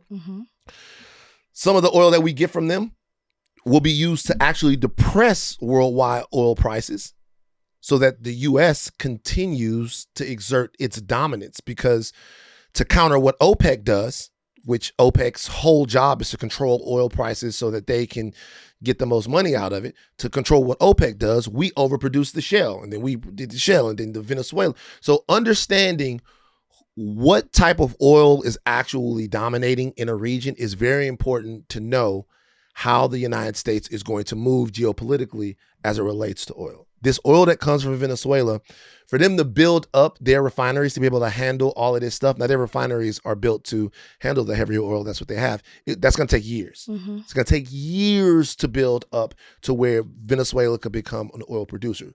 What wouldn't take years, though, is to take the heavier crude that you get from Venezuela and ship that crude to Gulf Coast U.S. refineries that can handle it, and let those refineries do that work, because they are optimized to handle that type of crude oil. That gives them a whole bunch of work, that puts a whole bunch of more oil into the market, and gives the United States and other countries that are allied with the United States a lot more flexibility to counteract OPEC in terms of setting the world's oil price, which is a big, big deal here. But yeah, like Venezuela is years off from being able to go from, I think they're producing 1 million barrels a day to getting to like some of these other major oil producers. Which Trump has acknowledged. Yeah, they're a long way away. All right. So Ryan was great. Ryan's always good. I love Drop Site News. Drop Site News. God damn it. Go get into it. All right, 2 lawsuits. One we didn't touch on, another one that's brand new. A violinist named Brian King Joseph has sued Will Smith, wrong for termination, sexual harassment. And Tyler Perry has been sued. Tyler Perry has a new accuser, a guy named Mario Rodriguez, who was in Boo, a Madea Halloween.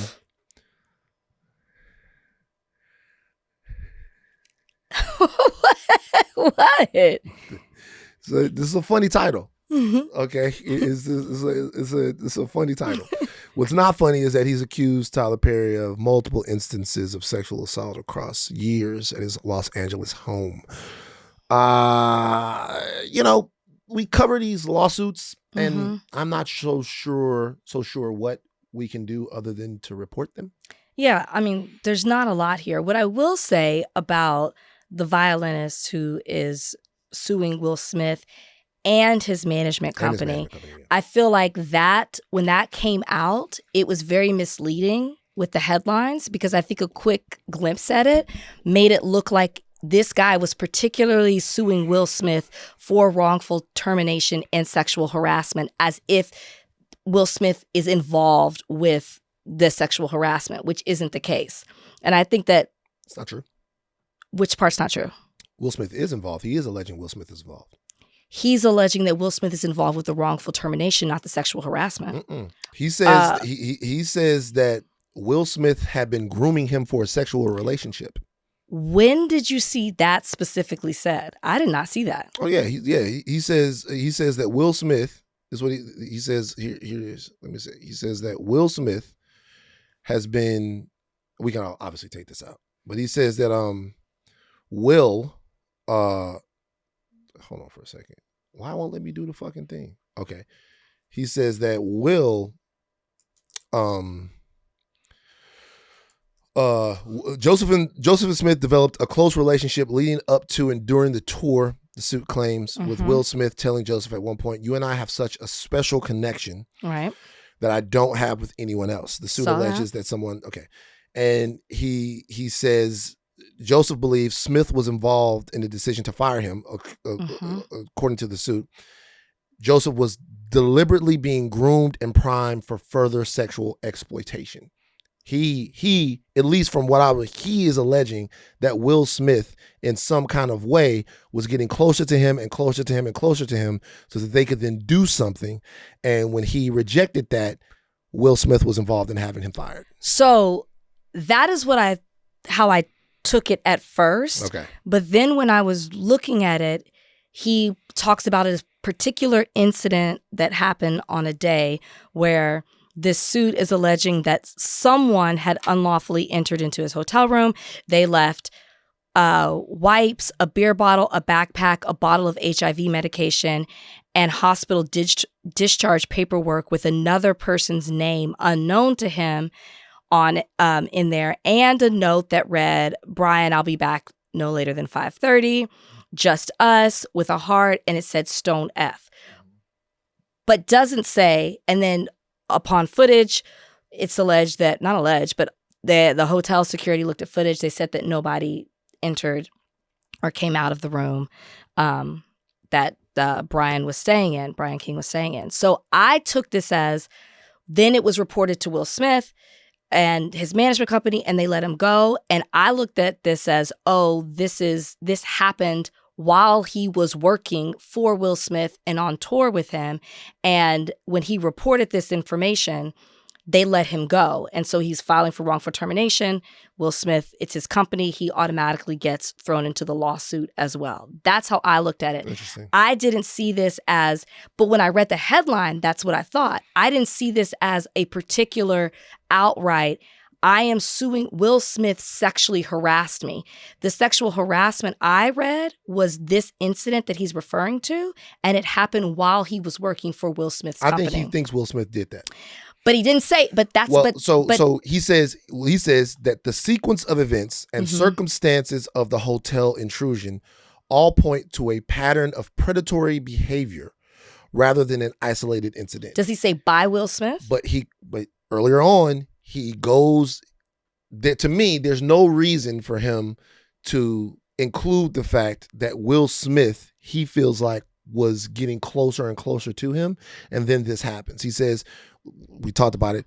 At one point, Will Smith commented, "You and I have such a special connection that I don't have with anyone else." He goes through great effort and a great deal in his lawsuit to talk about the fact that he felt like Will Smith was getting closer and closer and closer to him.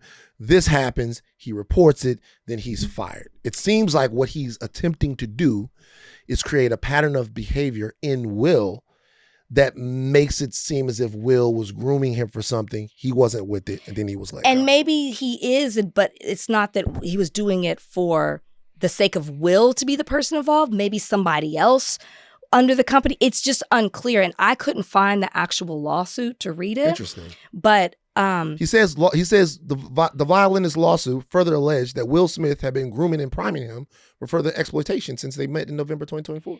And here's my question. Yeah. Could he have been that allegation? Okay, he's saying that. Is he saying that he was being groomed for Will Smith in particular, or maybe somebody else, another guy? What difference would that make, though?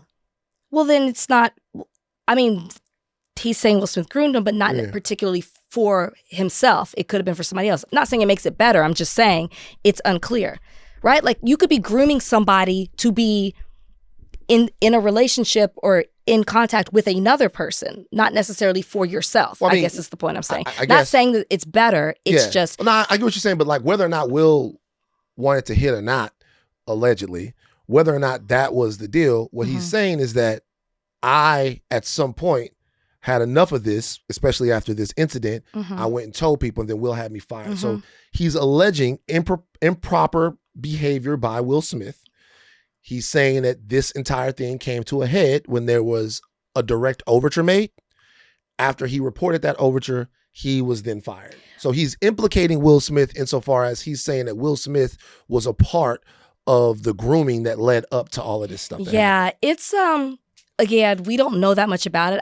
It's interesting how we both read it in a different way. I looked at it as all this happened while he was working for Will and Will's company. And so it was like a bigger lawsuit of you allowed these things to happen while I was employed by you. Not as much as particular to Will, but that's how I took it. But I guess we'll see as more comes out, but there's not much really that we know. Here's my question about, or know more than what's come out at this point. At what point, now I'm going to Tyler Perry. So we covered a couple of years ago when I believe it was Christian Keys who made an allegation about a very popular billionaire. I'm going to say that. Yeah. But made an allegation about a popular billionaire that we all know and love that a lot of people assumed was talking about Tyler Perry. And there was even social media behavior from Christian that insinuated that as well. And then when people caught on to that, he came out and was like, I'm not talking about him. However, the damage, I believe, was still done where people were like, is this who you're talking about? That's the point. Obviously, if you had $1 billion to bet, right, you would have bet. He didn't say Tyler Perry. But and it's important for us to say he didn't, but it started to plant a seed. Right. How about that? Then we covered the first lawsuit that was filed this past year by Derek Dixon, alleging sexual assault and harassment and retaliation. He provided text messages, some other things, filed this suit. That suit is still ongoing. Tyler Perry has denied it. Tyler Perry has also denied this current suit by Mario Rodriguez, also alleging assault but battery between 2014 and 2019 at the hands of Tyler Perry, alleging that. At what point do people start to look at Tyler Perry and they can't separate Tyler Perry as the billionaire media mogul that he is and these accusations? Let me tell you what I think about. I think that's a great question, but let me tell you what I think about these accusations that's making it easier for Tyler Perry. I think that there's been a cultural acceptance or a belief that Tyler Perry is gay for a very long time. And in both of these instances, part of the revelations here, or part of the, I guess, cultural stickiness of it, is that these things are happening by men who are accusing both Will and Tyler of these crimes. I think if there was no entrenched homophobia, let me say this more delicately. If there wasn't already talk about both of these guys being gay, these stories would probably hit a lot harder. That's because the harassment part of this, when it's guy on guy, people don't really care about. Or believe, sadly. Well, I think that they don't care. But what they actually care about, to me, in situations like this, is that the fact that these guys might be gay. think that's the thing that people kind of get hung up on. But in both of these cases, I think there's already been a cultural acceptance by a lot of people that these guys have had same-sex relationships. I'm not saying that that's true. I'm not saying that that's fair. But I'm saying in the case of Tyler Perry, a lot of people wouldn't look at him like that. They would look at Tyler Perry as trying guys, right? Now, I think that these things are at least allegations of very serious sexual misconduct, right? Mm-hmm. That's why when you're talking about stuff like this, you should look at it and hope that the truth comes out. But a lot of this, though, is being ignored by people because they feel like Tyler gets drunk and hits on guys. And that when he hits on these guys, whether they work for him or not, that is an expression of something that they already know about him. And to even go further with that, they think some of these lawsuits are actually guys that are trying to leverage these men's sexuality against them to put that stuff in discovery or in lawsuits to maybe get a settlement or get something else. And because of that part of it, I don't think people even pay attention to what's in it. I think people say, oh, there's two ways. I think people say, oh, this is somebody that is trying to embarrass Tyler Perry by saying something about Tyler Perry that we already know to be true, right? Or this is Tyler Perry getting drunk and doing something that he's either been repressing or keeping a secret. So it's not that big of a deal to us. But the part of it where we look at this and take this seriously as workplace misconduct and sexual harassment is just different when it's men. You are right, sadly, that is something that does exist, not just in our community, but just period when it comes to an accusation from one man to another. It's almost as if men cannot be sexually harassed. And that's when a woman is sexually harassing a man. We've kind of dealt into that on this podcast as well. No, we haven't. We've mentioned it. It's been a conversation. You've done a whole dialogue about it. Can I be honest with you? Just to be real, let's just be real. No, we haven't. Like, okay, I want to finish my point before you dive into that. Go for it, my bad. I want to finish my point for that. ADHD. I claim ADHD. My point in that was that we just don't take sexual harassment claims as serious, which is you're making, whether it's coming from a man or a woman. But I also wonder if there's another thing going on here when it comes to Tyler Perry. Tyler Perry, maybe deified is too strong of a word, but he means a lot to the Black community. And we have discussed, we've seen it litigated in court, actual court, and in the court of public opinion when it comes to our community of people who are so revered, who have done so much for the community, whether it's jobs, whether it's exposure, whether it's pouring back money, what their empire means to the community, have changed. The community has benefited a lot from their talent, their success, their power, and they don't want to see them any other way. And that's why I posed the question originally to you: at what point do we not separate these continued allegations and accusations versus who the person is and what they mean in our society?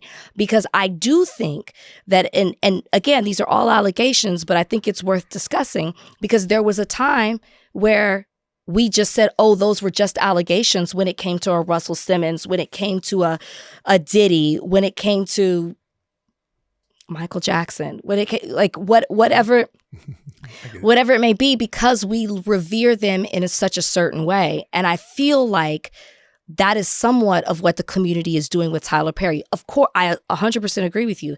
Absolutely. It has to deal with homophobia and an accusation from a man against another man and the fact that people at times don't care. But I also think it's who Tyler Perry is.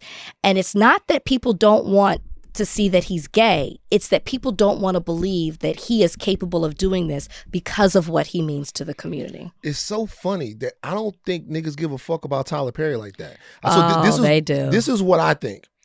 I think that the people that are in the position to really analyze and talk about this, like some of your media people, like some of your bigger people, that would be analyzing and talking about this, like that would do a very special episode on this, they probably have a connection to Tyler Perry where they don't want to see like Tyler Perry fall.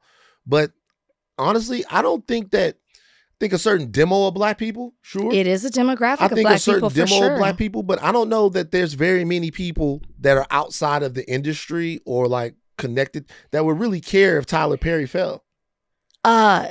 Tyler's audience and the people that consume it are all outside of the industry.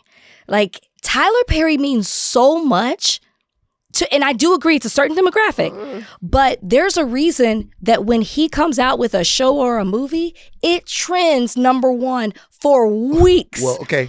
People are obsessed with the content, with what he. Oh, I'm telling you, like just because we don't, and maybe our peers don't. One reason why the stuff. So that's why he can't be his full self because of that demographic that consumes it. So here's the deal. One reason why allegedly. One reason why a lot of people are obsessed with the stuff when it comes out is because they're making fun of it. That's one thing. All right, number two. First of all, I'm not saying that Tyler Perry. I don't think you're seeing it. Listen, I'm not saying that Tyler Perry isn't very popular within black. He is. He without a doubt is. He's made $1 billion doing what he's doing. I'm saying that. I'm saying Tyler Perry is assailed with jokes, with scorn, with ridicule. I don't see that much cultural protection for Tyler Perry in the same way that I see it from other people. Tyler Perry, for a large portion of people, is the butt of jokes already. That's a very, when you talk, the people, we just had the Jamal Bryant conversation. That's the demo. That's the. I'm not saying those people. Demo. I'm telling you, in the industry, I think that we see those jokes and we hear it, and maybe you see a comedian on stage, but the people he is not a billionaire because everybody is watching his stuff to make fun of it. He's a billionaire because these people cannot wait. That's why he can make 55 Medea movies. He's also a billionaire because of the business structure that he's. The way he gets the reason that I think that, it is alleged that he is gay, and if that is true, I think that part of the reason he feels he can't come out in that way is because of the people that are consuming what it is that he does. But I worked the carpet in Atlanta when he broke ground and had built his studio and named those 12, I think it was 12 sound stages. After Prominent Blacks. And they all showed up. And there were, to get through there, the people that came out, just people. But now you're talking about the industry now. No, I'm talking about fans. It was the first carpet that I had ever worked. I wasn't even full-time working for Extra, and I remember just being taken aback. I remember the way that people were reacting to what he was doing and how this was owned by, it was a plantation or slaves worked this land, and now this black man owns it with these, even people who have had beef with him, like a Spike Lee, were there to commemorate the history that was being done. Yes, that's industry, but also what getting there and what was surrounding it, it was huge. Tyler Perry means a lot to a lot of people. Well, I'm telling you, let me ask you a question. What do you think is the highest grossing Tyler Perry movie of all time, and how much money do you think it made? I don't know. Just tell me. Well, no, I'm asking you. I want you to. I have no idea. With the amount of just tell me. So to give you an example, when you talk about getting the black community out, Sinners made $300 and some million. Okay, how much money do you think the highest grossing Tyler Perry movie ever made? $100 million. $90 million. Yeah. And let me tell you why. But how many movies does he have? He has a bunch of movies, and he's made 16 movies, right? 16 movies. Listen, you guys, before I get into this, I want you guys to understand something. Tyler Perry is one of the single most impressive filmmaking stories ever. One of the reasons why the stuff is so impressive is because of the business model, the ownership, the way he gets people out. That demographic that you're talking about is insanely loyal, an insanely loyal demographic, a ridiculously loyal demographic. So if you are a studio and a guy's going to make a movie for 10 and he's making 60 every time, that in and of itself is very valuable, right? But when you see the black community, the black community go out to like support a movie, when they get behind a movie, the movie goes up, like it goes crazy, right? Very It goes crazy. Now, something else about these movies is no white people are going to see this. So a lot of those other things are being inflated by that. But when I'm talking about, which movie was it? Can I ask you? What was the 90 million? It's Madea Goes to Jail, which is very funny. Okay. That was okay.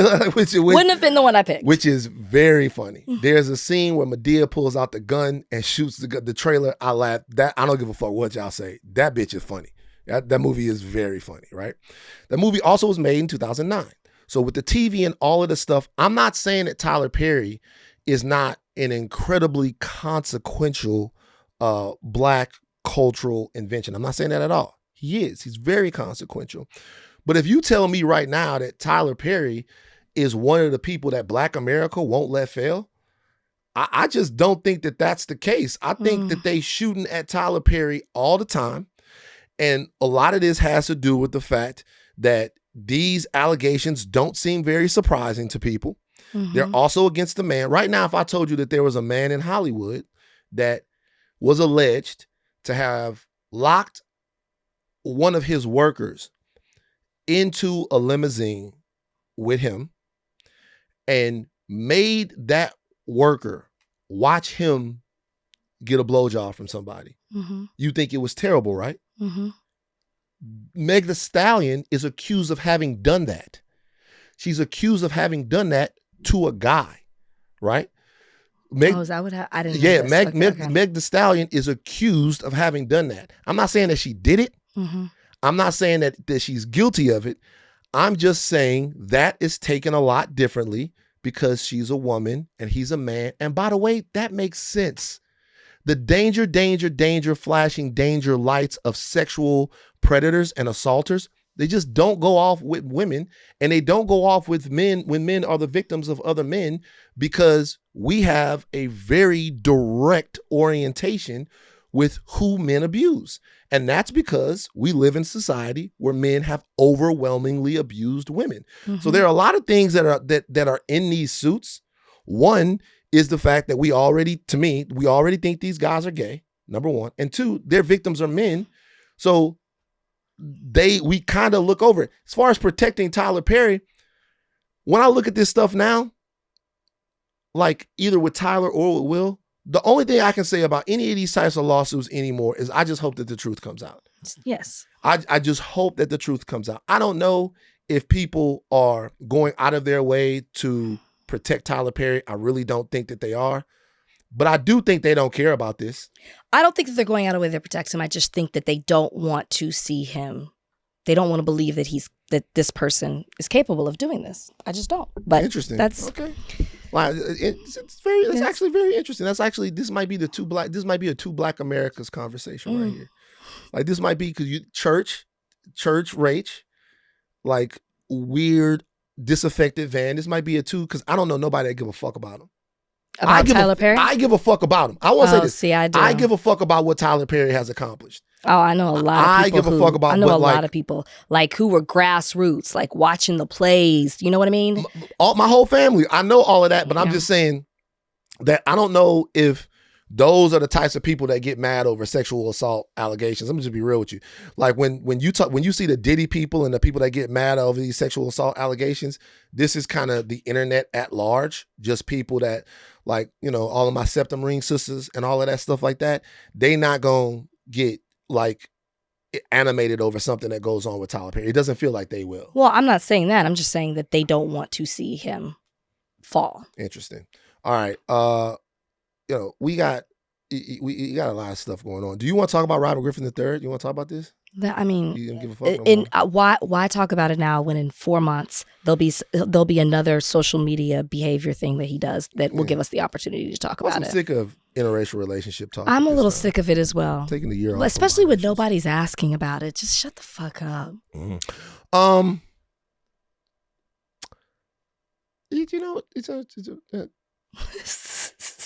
I'm interested in how you feel about this one.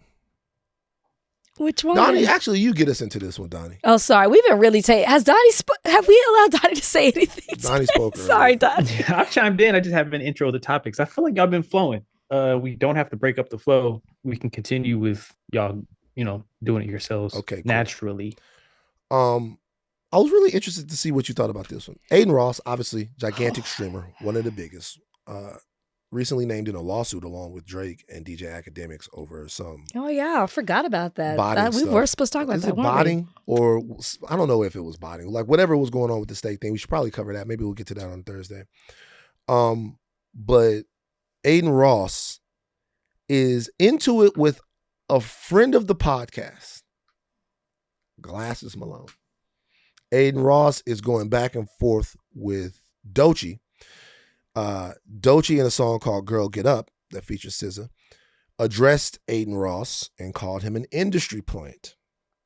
Ross, No, she didn't call him an industry plant. She addresses being referred to as an industry plant. So she didn't call him an industry plant. No, there's really no back and forth. It's really just Adin talking to him indirectly. This is Ross. Okay, I haven't heard the song.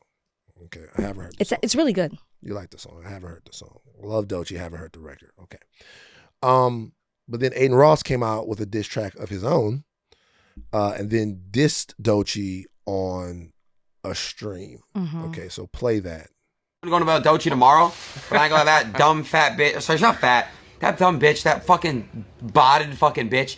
Dude, that fucking stupid smelly whore. She dropped from Stop talking about the black queen. I don't give a fuck about none of that. Yo, let me tell you something right now. I'm mad because she made it. No bots. Look at her monthly listeners right now. That bitch went from 60 million to fucking 20 million. She blew up. For what? From making what? Music. Cradling cock and balls? Like, what are you talking about? Yo, why am I not live, bro? Okay, so Glasses Malone, who we know, who we've interviewed, who our audience has had, a divisive response to. He has come to Doechii's defense. And it's kind of started to get serious. Play a little bit of what Glasses had to say about Adin Ross saying the stuff that he said about Doechii. Adrian, I'm glad you brought that up. I saw that nigga Adin talking shit about Doechii. There's no way you gonna think this cool. There's no way you think this gonna be cool. You can't do that. You thinking you popping and talking shit about that sister? I'm gonna fuck what she said to that art. You keep calling her names, bro. I swear to God on Olivia, bro. It's going to come to a place where that's like it's permanent. You can't take that off. AD let you get away with it the first time. He should have fucked you around and he didn't. Niggas keep letting you get it off because they want to be cool with you. It's one thing to say, hey man, you know what? That lady ain't said your name, so you assuming it, you finna start calling her out her name. I'm telling you right now, 7th Street Crit, nigga not going for that. It ain't even got nothing to do with TDE. Eventually, you just a white man talking shit about this sister. So I spoke with Glasses. Oh, nice. I call Glasses. Me and Glasses talk pretty regularly, but I spoke with Glasses. And I told Glasses that it would be a shame if he put his freedom on the line for Adin Ross. And you know what? I didn't really mean it. I'm just going to be honest with you. Did you say that part to Glasses after you said it? And then you were like, wait a second. I did. I didn't really mean it. Mm-hmm. And let me tell you guys what I'm talking about here. You are looking at an anti-violence person. You're looking at somebody right now who believes that we should be able to talk. We should be able to have conversations. I'm not saying I have a perfect pass with this. And we should be able to get our ideas out and go back and forth without anything else happening. But my question is this, man. And this is for everybody listening. What you want us to do? Like, what you want us to do? Like, there are people that are operating inside of Black culture. They are coming up off Black culture. They are participating in areas of Black culture. And they are doing some of the most demeaning, degrading, despicable things to that culture. You are not having a conversation with a pure vessel of this. You're not. You're talking to a guy who worked at TMZ for 9 years, a place that did a lot of that same type of shit. But while I was there, do you know what I tried to do? I'll say this over and over and over again. I try to protect the Black cultural perception inside of TMZ. I try to be a voice for our culture inside of there. I care deeply and love Black people. What are we to do with people that are operating inside of this, or at least tangential to it, and being so disrespectful to things that we, not perfectly, not altruistically, but energetically value? If you want to have a whole conversation about whether or not we've valued Black women enough, I'm here for it. If you want to have a whole conversation about whether our devaluing of Black women has led to other people thinking that they can do that, I'm here for it. If we want to, all of these conversations, but fuck all that. We talking about right now, in the here and the now, and not just this, but with other things. When we've said, yo, man, could you please not say that? Yo, man, could you please not do this? Yo, we don't appreciate this. Is another joint where Adin Ross is giving some dude permission to say the N-word, saying you don't have to apologize. Another for saying white the N-word. man permission to say the N-word. So like what I'm saying is, like, what are we supposed to do? Because what it seems like, and this is the last little nugget I'll give, what it seems like is this. It seems like the way to get on as a white streamer is to get on your stream and call the entire community pussy. To say that your cultural rules don't matter, your values don't matter. None of that stuff matters. I can do whatever the fuck I want, and y'all not gonna do nothing. I get it. We can't stop these rappers that are next to Adin Ross from going on and disrespecting the culture and disrespecting Black women. It would be super awesome if Drake said something about this. It would be super awesome if the guys who are right next to him said something about this, but they can't. So they won't, should I say. So outside of this, what you want us to do? You know what used to happen? What used to happen is guys like Glasses, guys that sometimes we criticize and we don't like for the things that they say, they would see you disrespecting somebody granny on the street and they would smack the fuck out of you. That's what used to happen. And that's the way cavemen deal with shit. But what the fuck you want us to be? We're attempting to be gentlemen and you won't respect it. So like if you don't respect a gentleman, you create a caveman. So what the fuck do you want? What you want him to do? Can you please stop calling our sister a fat, smelly bitch? Can you please, brother? Can you please stop? No? Okay, now what? So I agree with you. And as you said, we've had Glasses on this podcast, and you know I don't agree with everything Glasses says. But I agreed with every word he said when he was talking to Trap. I mean, every single word. I thought the funniest, and I'm with you, I don't condone violence. I thought the funniest thing he said was, oh, you're going to run and call the cops? The cops come after the crime. Yeah. He always say that, though. I nigga don't give a fuck about the police. I don't follow him enough to say that. He don't give a fuck about the police. That actually made me laugh out loud. But a part of this that is missing is, and it goes to, because that energy that you have obviously should be for the Adin Rosses and the Neons and what other streamers have built up their audience by degrading the Black community and particularly Black women.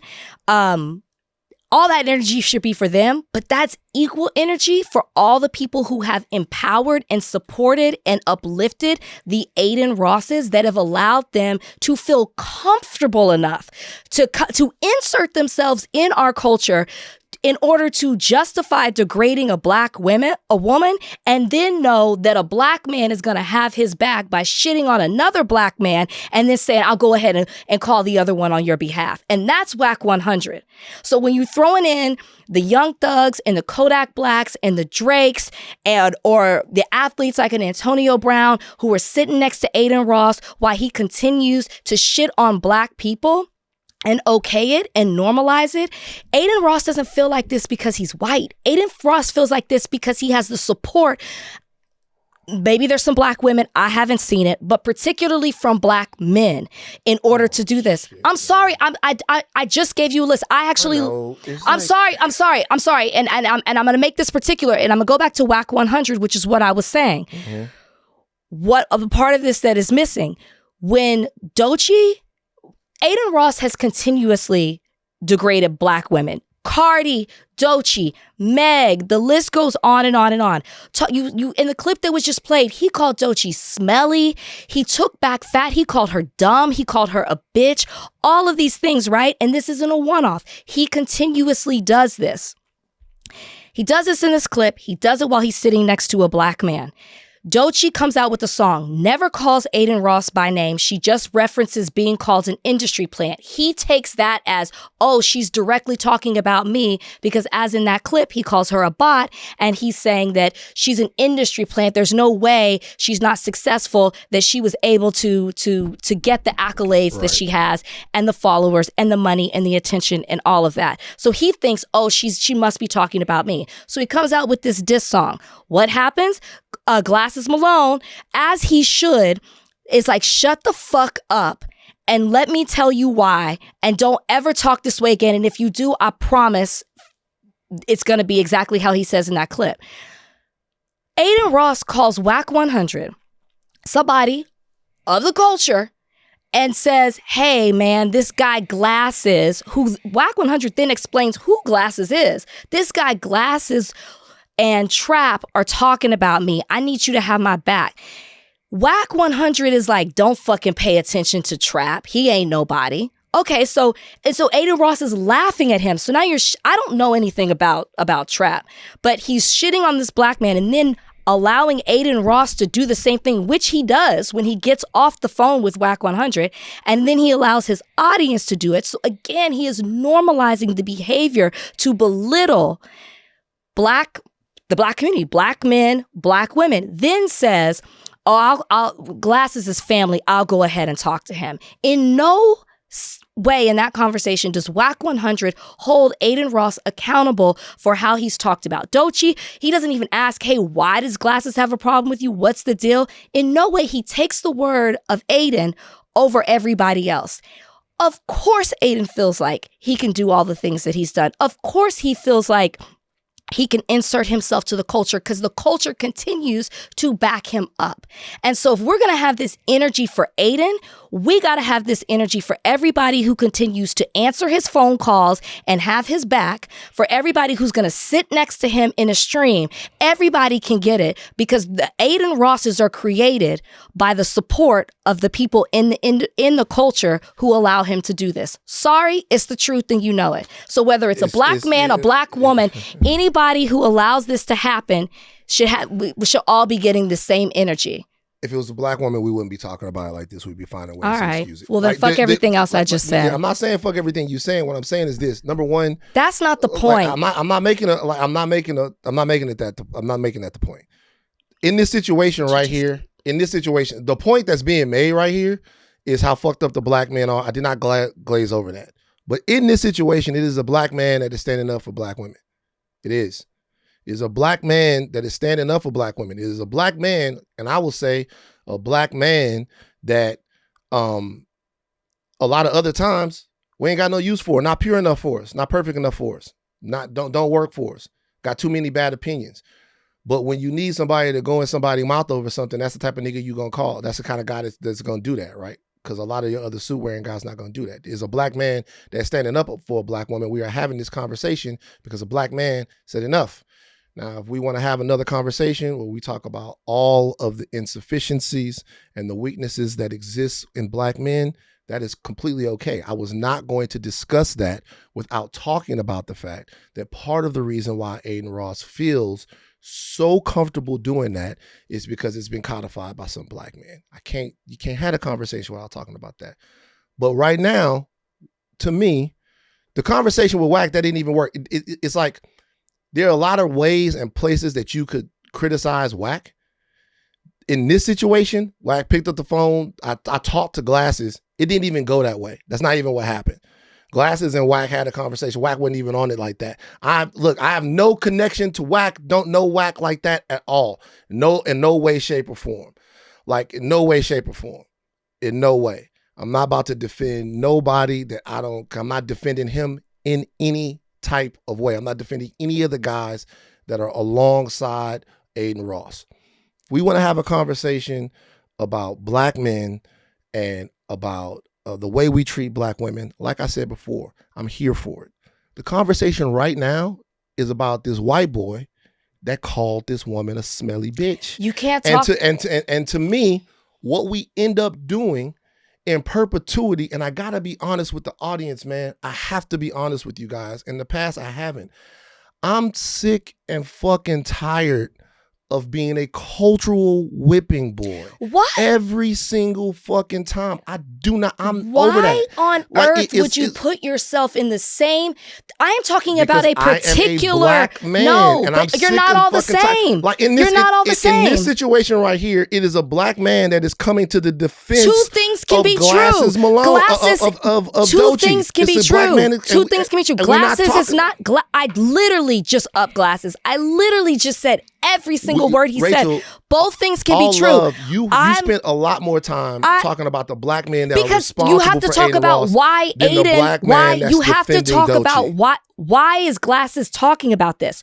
Who is Glasses talking about? Why is he talking about this person? Why does this person like this? The fact that you are even putting yourself in a bucket. I'm not generalizing black men. I'm talking about a particular type of black man. Right. You have to be able to separate it. If you were talking about a particular type, I'm not saying y'all are all. Say it. Finish the sentence. If you were talking about a particular type of black woman, I wouldn't necessarily. I don't think that I'm like that. The fact that you're turning this into a black man, black woman thing, you can't talk about Adin Ross without talking about that he has been empowered by a particular group of black men. That ain't you. That's not Glasses. That's why Glasses stood on business and talked about it in this way. I appreciate that. Give me the specific type of black woman that I could talk about. I don't know. I got to sit and think about an example of how I wouldn't be. Because that's not true.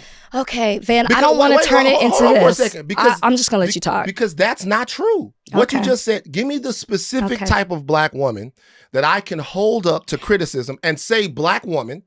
Okay. Give me the specific type of black woman. Okay, well, we talked about on this podcast. I'm not a black woman who's going to glorify whiteness. There are black women who do that. And if you said that, I wouldn't say, you're talking about me. Because I know that's not me. But you know what though? I wouldn't do that. So the reality, we wouldn't be having a topic and you wouldn't say that there are black women who do this. We literally hold on. Wait a second. If I'm talking about a black woman that holds up whiteness, I'm saying Candace Owens, and I'm saying only Candace Owens, right? Let me finish this. I'm saying, and I apologize to the listeners for cutting Rachel off. If I'm talking about a black woman that upholds whiteness, I'm saying Candace Owens, and I'm talking about Candace Owens. I'm saying Sage Steele, and I'm talking about Sage Steele. I'm saying Doechii lady, and I'm talking about her, and I'm being specific in my criticism about her. And I'm not gonna say, hey, we need to talk about these black women that go around because if I wanted to talk about it, Omarosa, Diamond and Silk, like whoever, a litany of them. You would name them. Like a litany of them. I'm going to name them. I'm going to talk about them. I am not going to connect any of what they got going on to being black ladies. Because the moment that you do that, the conversation is going to fall apart. Now, let me say this. I totally listed off black men, but keep going. Let me say this. What do I understand that there is a difference here? That there is a difference when having this conversation in the frustration that black women feel with black men. I do. I completely understand it. I do. You didn't say rappers. You didn't say streamers. You said the other black men. And guess what? I did too. I said Young Thug. I said Kodak. I said Antonio Brown. But I said Drake. I said the black man sitting next to him. I know. But like this conversation, and we can run it back or look at it or whatever, we have to talk about the black man. We always have to talk about the black man. Even in this situation where a black man is the hero of the story. It's important to understand that the main takeaway is that black men are responsible for this. And look, I'm sorry. I apologize to the audience. I do. I culturally think with a collectivist mindset. I shouldn't. Culturally, I think with a collectivist mindset. I think if you say something and then you say black women, I go, wait a minute. If you say something and you say black fathers, I go, wait a minute. The only time that wait a minute is improper is when you are talking about black men. And then I'm just supposed to go, as much as I've done it and as much as we all have to do it, we have to take stock. I'm supposed to go, yeah, they're not talking about me. It's hard to do. I apologize to the audience. I apologize to Rachel. I don't mean to be overbearing. It's hard. It's hard to do, especially in this situation right here. I've acquiesced to that. I understand the criticism, but like the black man is the hero of the story. If you call this being a hero, and it's well because we just don't talk about because we go in depth when we talk about conversations. You can't just say Glasses fired back and that was so great. We get into the who, what, when, where, and why. And the why of Adin Ross exists because particular people have made him feel empowered. Now, I offered a list of people. I am unaware of another gender that has been there. And there may have been. I don't watch Adin Ross. But when I did my research, that's all I could find. And so I'm just saying there's a particular type of person that allows this, and it's a shame. It's a shame. But yes, thankful, which I started off with talking about it. But the why, to me, is the important part of this story. And that's why I spent more time talking about that than I did just with Glasses firing back. So let me ask you this.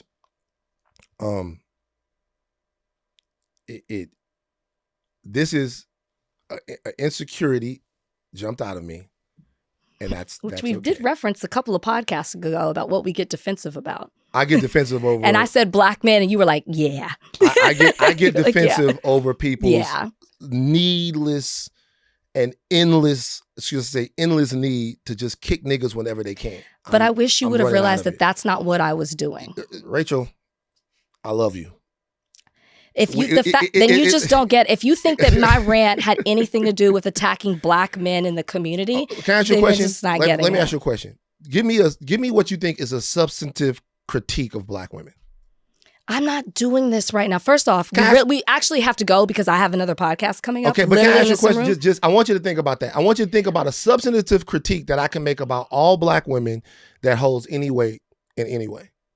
I don't think you can make a generalized critique about any group of people all at once. Mm-hmm. But there are certain things within black women, the computing. Okay, yes, your question was presented to me to make a critique about all black women. Right. If I'm going to make a critique, I think that if a lot of times, and I see this within my own friend groups and stuff, or maybe stuff I see online, that they are too critical and have certain standards or double standards, I should say, when it comes to men. And I call that out. And we talked about some of that stuff on this podcast. It was a story almost that we were going to do today. Well, I mean, that was not a black woman, but I've seen the similar things with black women. Of course, I critique black women, but and you know what? And that's why if you ever look at the comments on our audio, because of the way you you critique black women that are on you critique the way that you just scoffed at me is why there's so many people who think I hate black. No, I don't just do coons. Okay. I don't just do. And that's why there's this perception on this podcast that I am so hypercritical of black men. When you just took a conversation about Adin Ross, where I particularly talked about a certain type of black man and made it seem like I'm criticizing all black men, where if you go back and you listen to this segment, that is exactly what I did not do. I did not even do that. Yeah. But it's okay. If people are going to think what they think. I hate black men. I didn't say that you... I can't. I'm so critical. I can't didn't say stand that you hate black men. And I'm not making a specific criticism. So critical. Wait a second. Let's scoff at it. The reason why I only talk about coons. The reason why, if we talking, which is a word we even said we aren't going to use on this podcast anymore. If we're talking about a black woman, if we're making a critique of a black woman, if we're critiquing a black woman, that is a black woman that is in anti-blackness. That is like on this podcast right now. Do you know how many people have? Next podcast, I'm gonna come up with a list of black women that I have critiqued that were not coons. Like coons. On this podcast right now, do you know how animated people got because I criticized the Texas politician, Jasmine Crockett?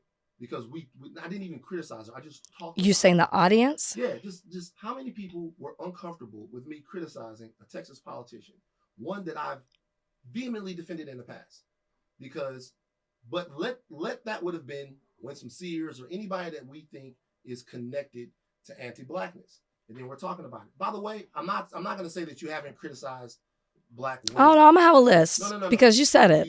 I only do coons. But what I will say is, black women as a whole, like, this is what's wrong with black women.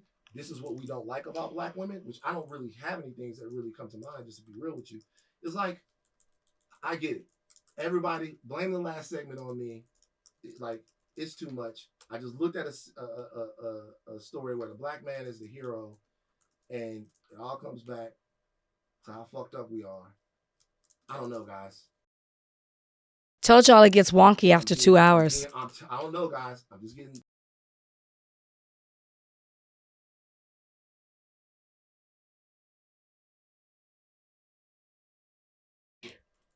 You're supposed to not compare. You're supposed to realize that you're different. The fact that you listened to what I said and inserted yourself in it, made it about that as if it was connected to you, is beyond me. You're nothing like those people. Nothing like them. You're like a Glasses, but and that's why I say two things can be true. Like I would be curious if Glasses would listen to the take that I just gave and would have had the same outcome as you. I would be curious about that because I think it was so obvious that I was talking about a particular type of person, a particular type of black man, because you're not all the same. But so if you're asking me back to your question of what would you have done, it just baffles my mind that somehow you thought that you would compare yourself to that. Can I be real with you? Truly the last thing. I don't look, when I say a collectivist mindset as it comes to that, I look at that the same way we look at the criticism of Doechii or other black women. I look at it as, should I say, criticism of Doechii and saying that she's fat and ugly and low IQ is a criticism of black women. I take the individual criticism of her, which he said, because Adin Ross never said all black women. Donald Trump never said all black women. We're talking about a black woman and how I feel about the entire population of black women. You shouldn't talk to a black woman like that, because when you talk to a black woman like that, I feel that disrespect for all of black women. I don't know why, but when he says that, I feel like he's talking about my mama. I feel like he's talking about my sister. I feel like he's talking about you. I feel like he's talking about Kalika. I feel like he's talking about everyone. That's the way they do. The same reason why when Trump says that Jasmine Crockett is low IQ, I go, well, what do you mean? Why would she be low IQ? Why is she low IQ? That makes me go, you're saying black women are low IQ. So I take an individual and I make a collectivist response to it, just like I take a collectivist response and make it into an individual thing. So which part of what I said that you made that, oh, she's talking about? Not necessarily me, but to talk about black men, if we're talking about a certain type of man, if we're talking, look, you're well within your rights to say what you said. But what I'm saying is I had an emotional human response to what I feel like, I'm just going to be honest with y'all, is getting out of control. I'm with my brothers. I'm collecting them. We talking. But I'm getting fucking sick of it. And I'm sorry. I do all the talks with my brilliant, beautiful sisters, all of you guys who are so articulate and so knowledgeable and so direct about your criticisms of us. I hear it all. But god damn. Like I'm just being real. And I'm wrong. Like I'm wrong. But shit, man, this is getting to be a lot. This is not what happened here, but okay. Okay. I mean, whatever. It's not what happened here. I mean, you literally were talking earlier about getting in people you're having conversations with asses, which was black men, black women. Who was it? Whoever you were talking, we were about to go on a whole emotional rant. You were like, I'm emoting, I'm going to stop, about conversations that you're having about people. Oh, that was black women and black men, because a lot of the black women that I know are increasingly becoming conservative themselves. Like, don't get me wrong, in the grand scheme of black ladies, there's almost no conservatism and not very much anti-blackness at all, like very small percent. But I know black ladies who Some of this stuff comes from like the far left black ladies that I know that challenge me on every single thing that I'm on the phone with, that challenge me about race essentialism, that challenge me about being too into identity politics, that challenge me about letting go from that. Sometimes I have to reorient them because I'm talking about people that are already all the way to the left, almost communist. I have to reorient them about why I sometimes essentialize race, why I have these conversations. All different types of shit. I have conversations with all types of people. But I'll tell you one thing that a lot of them women agree on. They agree that niggas ain't shit. And when we have a conversation on this podcast, be it about the Venus Williams thing, bunch of calls. When we have conversations about this on this podcast, about all of this stuff, what they all want to talk about is their issues, problems, and narratives around the declining quality of black men. And I guess I'm supposed to be like, yeah, that's cool. Or accept that criticism with absolutely no pushback or even no distaste. That's probably what I'm supposed to do, but it's just getting harder. We're just different. I mean, I'm listening to you have this conversation. You're having a conversation about, you're constantly talking to black women who are talking about the decline of black men. And I listen to you and I'm like, okay, yeah, you are. But in no way in my mind am I like offended even that you say that, because I'm just like, okay, there are women who feel that way. Because it wasn't a critique. Well, you're upset that you're constantly hearing this from women, from black women. It wasn't a critique of them as black women. It was black women are constantly saying black men ain't shit. That's a critique. No. Okay. All right. Well, number one, but in my mind, I'm like, I don't think I'm that woman, so I'm not offended by that. It wasn't a critique. It was. I said, number one, I understand it. I said it's just a lot for me to take. It's not a critique. Okay. It's not a critique. It's not a critique. A critique would me to say I'm sick and tired of this is how black women are. This is what black women allow to have happen. This is what black. I'm not. I don't know. That's not a critique. That was an observation on the fact that this is getting a lot. All right, cool. Look, okay. I'm just being for real. Like I'm not critiquing it. I'm noting that is a semantics. Thing. What did I say? Did I say that they were wrong? It doesn't matter. We're getting in the weeds of it. We should just let this go. No. Seriously, I'm not critiquing them. I'm not saying that they are wrong to do it, and I'm not in any way assigning some sort of collective deficit to them. I said they have reasons to do it, but on my side, it's just a lot to take all the time. And I said, I've been doing it and I've always done it. I've always understood it. I've always tried to connect with it. But at the end of the day, I am a human being. I sat on this podcast and tried to, with two black ladies, give you guys maybe some type of understanding about like why male loneliness or why we should care about men as people that we share a community with, all of this stuff. I got told it's okay to not give a fuck. Nobody cares. I am a man who throughout my entire life has dealt with feelings of loneliness and isolation. So two women didn't tell you that they did not care. Man, let's go. So I sat on a podcast and told you that I don't care about it. Okay, Van. Right. Take the you are caps off and so stop in learning. Your emotions right now. Take the caps off and stop learning. I'm Van Lathan Jr. I'm Rachel Lynn Lindsay.